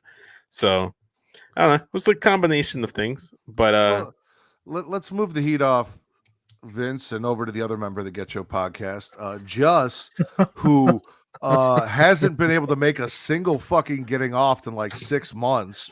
Yeah, Just, what the fuck? Just disappear. This man's like, I'm gonna go on a podcasting hiatus, but is on Marks with Mikes, he has done every year-end show that I've fucking listened to so far, including the Get Show podcast. He's dropping this your boy Justice during his hiatus, all this, but he cannot find time to come join the Core 4 and talk a little bit of horror. That That's what? fair. So like it's funny because when y'all switch to Sunday, sometimes Saturday. sometimes I work Mondays. Mm-hmm. So that's part of the problem. I have to get up really early on Mondays. no, just part of the problem there is that we moved to Saturdays. So you working Mondays shouldn't really affect you if we're doing the Well, show. we're talking getting off. Getting off. Oh. Getting off is on Yeah, Sunday. we're not talking about the show. Yeah, Listen, if you're gonna chime in, I'm gonna need you to pay attention to what the fuck the discussion is about, Vince. Disregard. No, that's okay. I got you. It's cool. No, but that's why. And so, like, if I have a Monday off and I was able to watch what we're talking about on getting off. Yeah, I will hop in. I mean, you don't need to know what we're talking about to hop in and have a good time. But sometimes I want to watch the movie so I can give my little 2 cents, you know? So, Justin, when we come back, I believe we're doing X and Pearl. Hopefully. That's tomorrow, right? Isn't that tomorrow? No, tomorrow is Black Christmas, and Black Christmas. Okay. The OG, the 2006, the 2019. We're talking about Tyler Perry Christmas specials? Yes, and I feel like you've seen them all, so you can come through. Yeah, oh yeah, I do. Family That Prays, I love that movie, bro. Okay, well, go ahead. But like, sidebar, I have 20 minutes left of 2019, and Jesus fucking Christ, that movie is going all over the goddamn place. You've been watching it this whole time? That movie. I am, but like there's a lot going on. Yeah. Which one? Black Christmas? Black Christmas 2019. Oh, because like I watched the OG a few weeks ago. I watched 2006 last week, and then I was watching 2019 before this. I just love that they're all the same movie, but the movies are all like completely fucking different. Like it's. We'll talk about it tomorrow. Goddamn. But no. So just if you've seen X and Pearl, that more than likely is going to be the next one we do. Right on January 7th. January 7th. So you got this, homie. What's going on January 7th? I don't know. Okay. Okay. Hopefully, yeah. Speaking of which, that might be the chance to get the Core 4. Speaking of which, my goal is to get this bathtub done for Kate before her birthday, which is January 8th, and it's looking like she'll at least be able to take a bath. Like the tiling probably won't be done, but she'll at least be able to take a bath by her birthday. Nice, because frame is up. Platform's in, drain is in, overflow and all that's in. We're good to go. Did all that. But like the real plumbing that I got to do today, which is like the first time that I've really like soldered pipe and all of that with my dad. Like that was an experience today. Got that all set up. Ran the water, hot, cold, nothing's leaking. Everything looks good. Tomorrow we're going to patch the ceiling where we had to rip that out, put the concrete board up. And then I just got to wait for that the fucking spout for the actual water to come out into the bathtub to come on Tuesday. And then once that's on, she can use the fucking bathroom. And I have never put in a bathroom before. I am extremely proud of the progress that I've made in installing this 6-foot long fucking tub. I can't remember the last time I was able to lay down in a bathtub and actually like lay the fuck down in a bathtub. I'm kind of excited to take a bubble bath. Yeah. Yes, treat yourself, King. Let's go. Record it. No. I'll just TikTok from the fucking bubble from the bathtub. You know what I like? I like bubbles. I like laying down in a bunch of bubbles. No, stop. Stop it. That's all great. What a year, guys. Yeah. I meant to mention it and I completely fucked it up because the whole point of like kind of doing this was technically officially the first year the three of us have podcasted as a trio together. Yeah. Last year, Katie was a guest host filling in for Vince. How about that? This year, Katie became officially on episodes I wasn't even on here for just about everything except for her 6-week vacation. It was 3 weeks, if that. So, this was the first year that we were all there, and I think this is the year I've taken off the most because I've had you two to hold me down and let me do that. So I appreciate both of you. Thank you very much for being there for me. Katie ran her own show this year. Yeah, first time ever hosting. Round of applause. Yeah. Finger snaps.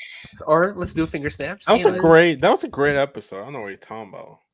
Oh, you didn't see me post pre-show where I was having a panic attack because somebody wasn't showing up.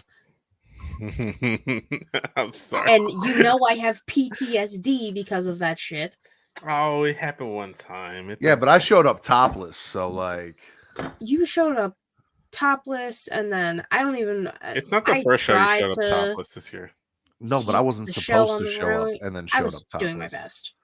Also, I will say that since like we are talking about and giving everyone flowers, for me, where I was at this point in this year, I was looking for just a podcast to be on because I kind of didn't have or know what to do with my podcast until Vince and Benji came and decided to give me a hand. So literally this year for me has been kind of just like a restart with the whole Get Your Podcast brand. You know, So the best way to put it is that I'm Justin's Katie on Getcho. if you really think about it, because I'm like it's usually just me and him. Like I rarely miss, but when So is Benji my Vince or Justin's Vince? yeah, you need a spicy Latino that barely shows up and doesn't have perfect and attention. who's Garner's Will? though. Garner's Will? Garnis will at this point. No, you know what? Garnis like Travis. When he shows up, it's a good time. Oh no, I was gonna say Charlie's Travis because he's never fucking here. Yeah, that's another one. Yeah. True. Oh my god. It's so funny. I was going to record something just for Instagram because I was with Jay today. We went vintage clothes shopping. So that was a Nice. thing. Where'd you guys go? Shout out, shout out. We went to DuPage County Fairgrounds because that's where they have it sometimes. They have it all over the place, but that's where we were. And it's so funny because Jay wanted to try on this sweater. Man, fuck Jay. Jay wanted to try on this sweater, but there was like nowhere to change. So I'm like, let me just hold up this trench coat and pretend I'm like looking at the details. You know what I'm saying? Inspecting this random trench coat. My favorite thing is that Jay and I have beef, and he either doesn't know or doesn't care that we have beef because he doesn't know what the fuck's going on. It's imaginary beef because this man is never around when I show up. And it's Right. That's kind of be my mission is trying to get like everyone and Matt in one room. It will never happen. It won't. Jay refuses. I've talked to Jay before Matt has. Yeah, it's crazy. Well, yeah, because he likes white women. Maybe Maybe if I put my wig on. Maybe he Miss likes Rack? to write. You be Miss Rack? Miss Rack? Yeah. It's right. Rackafina? I don't know. I felt like this year was just a better mental year for podcasting. 2022 wasn't the best, and I felt like that's why so many hiatuses were happening. Mm-hmm. But 2023 had a lot of good moments. Like you guys were saying, me and Matt talked about it. He asked me, "Is it okay if we make Katie the third official like co-host?" I'm like, "Bro, she's been the unofficial official member. Like the only thing we haven't done is added her to the intro, which we did. We did. Give us credit. Props where props are due. You made the Katie Funko, and then well, I that was added for it something to else. I just had it. Shut up! I'm trying to give you fucking credit. You don't need to give me credit because this was you. Okay. I came to you. We were together. I wanted, unlike you, just joining Get Your Podcast and abandoning me. This was a joint decision. I that didn't we made abandon together. you. I'm still here. Damn it. Sometimes. Yeah. Occasionally. Allegedly. But then obviously joining Get Show, so that was cool because it was I don't even know what's the analogy to make here, but like I started watching Get Show or listening to Get Show as a fan because of Benji. I met them at that Ring of Honor Impact whatever super show thing. Bound for Glory. That Bound for Glory super show thing, like that live show.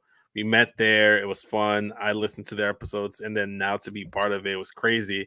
I started off as a fan, and now I'm part of the thing. So that was really cool. Did another live show, and my fiance made her podcasting debut there. When we weren't planning on it, she just had the extra mic, and we're like, we might as well just have the mic there so we can hear her.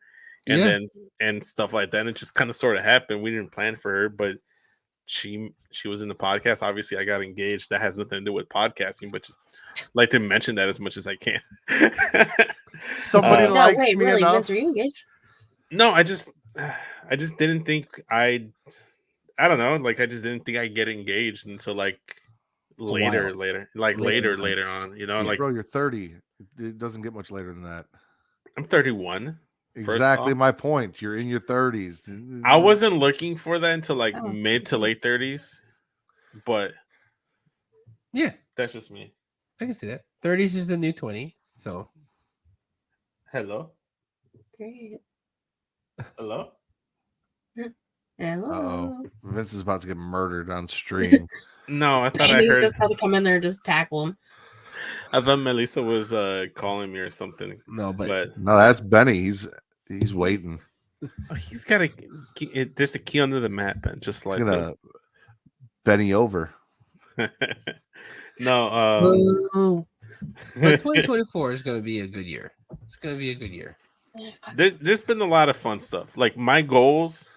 One of my goals is to actually do a Chicago-based podcast episode, whether that's on Get Show or that's here on Smackin It Raw. Have the Chicago Meatpacking District, but then also include Benji in there, maybe Garn, maybe Charlie if they can slide through. Listen, all right. I love Garn. I absolutely do. I don't think that Garn translates to Smackin It Raw very well. There are people that I love, like Marks with Mikes. Mm-hmm. They got their boy Casanova. Does not translate to what we do here. Does not. We don't have to cut this stream. Why? I'm just listen. What we do, the outlandish, the silly shit, he's not about that. He would not translate. Like JT, absolutely. Cheech came on this show and shit the bed, and I love him so much for it. But he was high, had no idea what the fuck was going on with the show. None of it. It was also late for him. Yeah, we still had a blast. But like Cass wouldn't translate. Garn, as much as I love, I don't think the spits and swallows with him would translate as well. Okay. All right. Well, okay. Well, at least Benji, because Matt, you, whether you want to admit it or not, you are an honorary member of Chicago the Phantasma.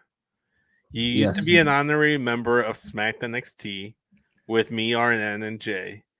But you are a member of Chicago the Phantasma too. You're like our Selena Vega.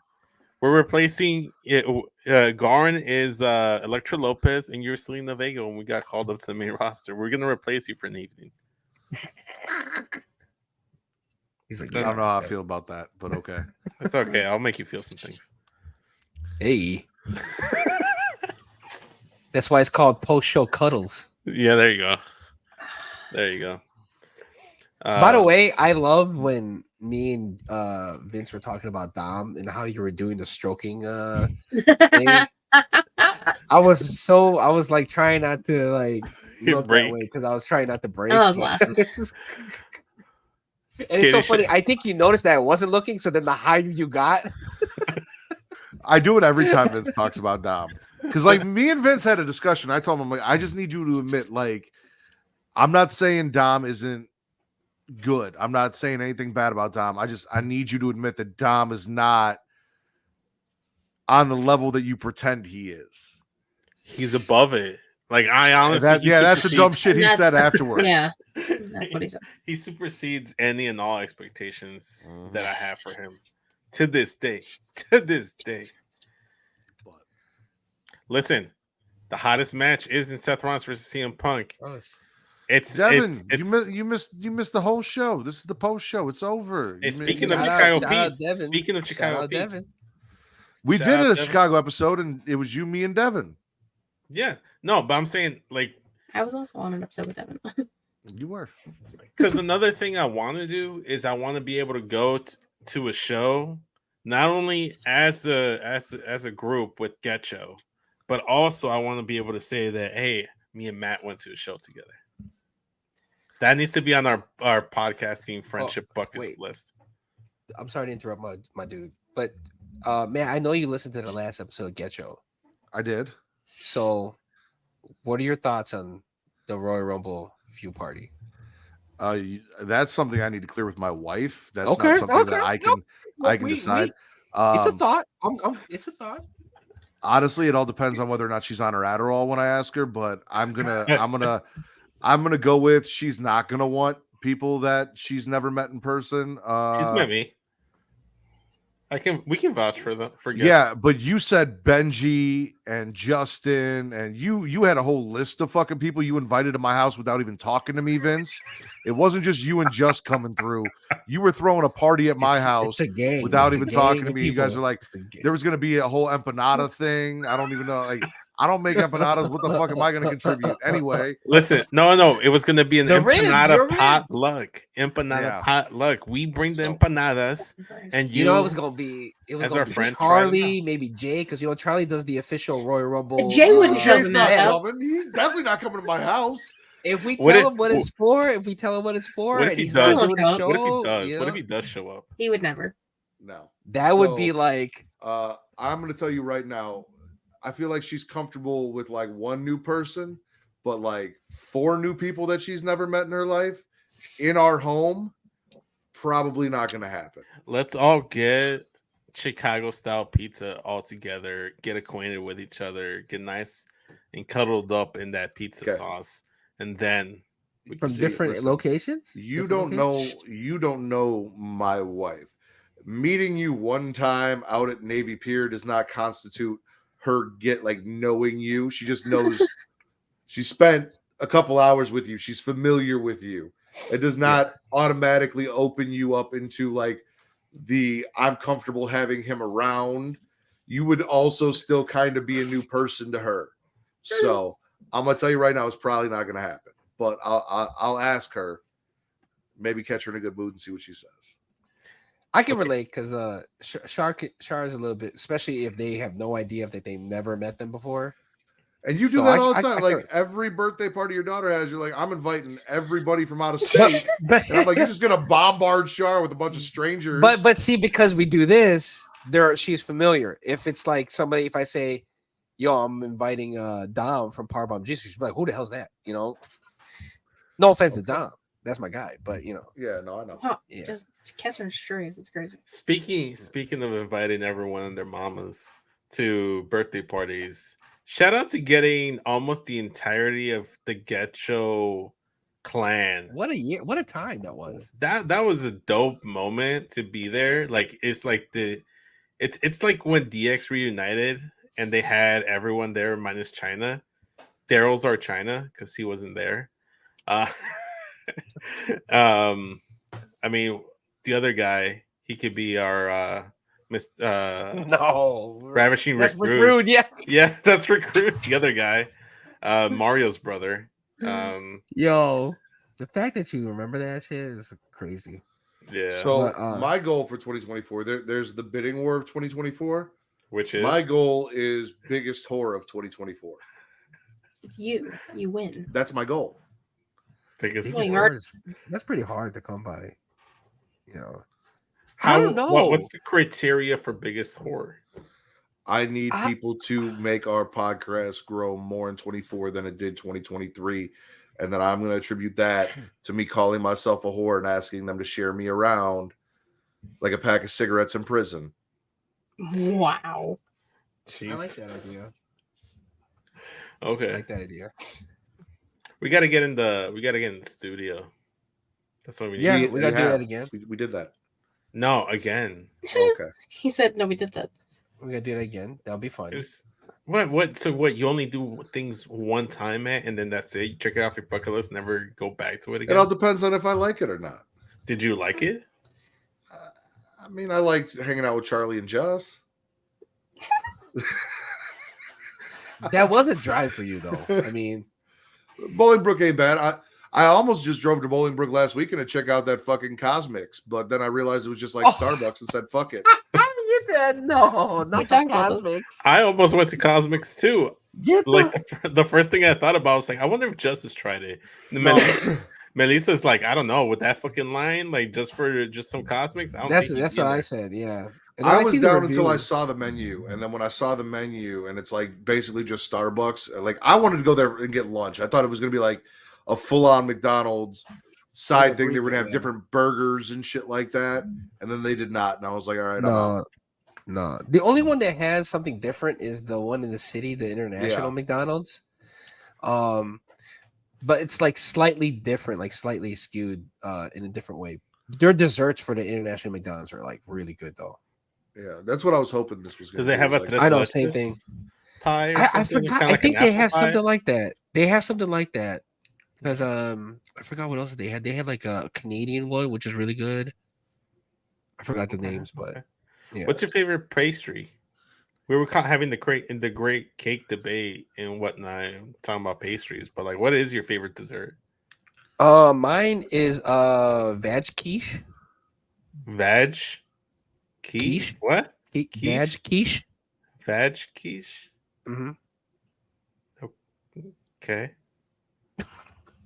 Okay. That's not the answer I thought you were going Oh, okay. Sorry. can you tell us what comes in veg quiche? Oh, just the softness of crusts and tasty centers. Sometimes a little juicy, I depending mean, on how it he at is. least tried to be creative. I was just going to say, I'm an ass man. But No, I'm an ass man. I was trying to be a little bit more literal about it because we were talking about the pastries. I don't know. I mean, that's hard to say. I Like like if a you good donut. good donut. Donut. Okay. Do you have a specific spot you like to get your donuts? Spunky Dunkers in Arlington Heights is really good. They got a Oh, good I heard chocolate that's long good. john. And I who heard doesn't that's love good. a good chocolate long john? I don't know. I've never had a chocolate long john. I don't believe that for a second. You look like you smash chocolate long johns on the regular. No. Get. Katie, you like a chocolate Okay. long john? I am not having this conversation with you right now. What about strudel? Does that give off the same? Nah, I can't No? do. No, I'm not. I heard Katie had the best chocolate long john in Vegas. This is like, God. This is one of the one of the longest running gags. This is long-term story booking right here. This is 2 years of storytelling that has been going on. Well, it's so funny because when says we don't Matt tell would do stories? that, there'd be a certain person, and it's like I because of listening to many episodes, I'm just like, yo, what? How? What's Just going is sitting there like the gif with like the lady and all of the numbers floating. It's kind of like, around how her. do I say like I know, but I don't want to know. You know what I'm saying? It's like, I get you. I get you. I was yeah. kind of there when I was trying to figure out if Alice and the Will were an item. Because Matt kept making innuendos about Allison being under the desk. I was the first person to figure out what the fuck was going on. How did you? Actually, that's a conversation. well, for isn't it kind of post-show. obvious? For like, now. okay, well, you know what? I don't know. Okay. I'm trying to think of my Mount Rushmore of desserts, and right now I have tres leches cake, chocolate cake with chocolate frosting, and churros. Churros plain. Oh, yes. arroz Plain. con leche. Arroz con Arroz leche. con leche is good. Yeah. Corn with milk? No. Arroz is rice. Rice with milk. Yeah. Rice milk. No, it's not rice milk. It's like it'd be more akin to rice pudding, but I don't like calling it that. It's kind of like a porridge, if you want to say like, but it's like it's good though. It's delicious. It's delicious. It's good. Um, it's good shit. Good shit. Can't go wrong with a good hot chocolate. No, I like going. That's to not a pastry though. It's not a pastry. No, it's not a pastry. But now I'm Oh, transitioning to fucking dessert. cat scares the shit out of me. Oh my god. Maxie, the great cake debate is kind of over now. I was gonna say, like, I'm not a huge, like, obviously I love cookies and shit. I'm not a huge pastry person. Like, I enjoy a good sliced apple pie, like hot apple pie with some that's good. Ice cream. Cool Whip on top. Yeah. Get some a la mode going. Devin says right there, I'm more of a pie man myself. I'm not the biggest pie guy, but I'll have a pie from time. No, really? We should have a thing where we just kind of like list off all the foods that Vince doesn't like. That's fucking weird that I don't like. Because I remember we had a whole conversation, and I think you were talking about pretzels, and I said I don't actually like pretzels. I'm like wait, like soft pretzels or like the hard ones, like the chip ones. I'm like either. I just don't like either. And like, that's fucking weird. You're fucking weird. I hate pretzels Thank you. Well, you hate pretzels for a different reason than Vince. for a very different reason. I don't hate pretzels. I don't like pretzels. I like tying I just- someone up in a pretzel. It's probably the most least ordered thing at like a venue, like Yeah. an arena. You know what I'm saying? Yeah. Gross. I don't know. A nice big soft pretzel with some nacho cheese. I've There seen is people do one place that I went on my 21st birthday. It's a bar out where I work. They have it's like a deep fried pretzel, and it was one of the most delicious things I've ever eaten in my entire life. It was huge. It was Pause. delicious. Okay. Fuck off. Okay. All alright. you. What does she need to pause for? I didn't say anything. Just said pause. I said 'Cause pause. It's a getcho thing. It's a getcho thing, which is like pause. And It's then funny. finish. It's funny. It's a getcho thing that I've kind of like brought to Marks and Mike's, and now I it's was just gonna say they were pausing. doing it on Marks with Mark. Yeah. It's just pausing for like I don't know if someone knows how to do it correctly. It's like or everyone's just pausing just to pause. It's, TC and Rick do it. JT knew what was up. Yeah, JT knows what's up. it's funny when we I do don't know it. if Cheech knows, but It's funny when we do it on Getcho and Benji's just like, nah, don't pause, own that shit.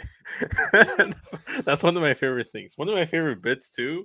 It's just like, okay, so who wants to go first? I'm like, yeah, you know what? I think that's a good one. What do you think, Benji? And just always just throwing Benji, knowing he's not fucking ready for shit, and just like volunteering him without his consent. It's one of my favorite things to it's do. my favorite. Ladies and gentlemen, specifically the tribal chief, Devin, thanks for joining us. We're going to end the stream here. Mhm. I got some questions to ask Justin, then I got to go to bed because I got to get up and finish building this bathroom tomorrow. So, and then I got 2 podcasts to record tomorrow night. It's going to be a luck. long day. Aren't you going to be on Young Kings too? If depends on what's going on with me and my dad and if I can get away from it. That's why I said let me know and I'll see if I can do it because I have to get this bathroom together. So if I'm free, I'm free. If I'm not, I'm not. Okay. So all right, guys, I'll talk to you later.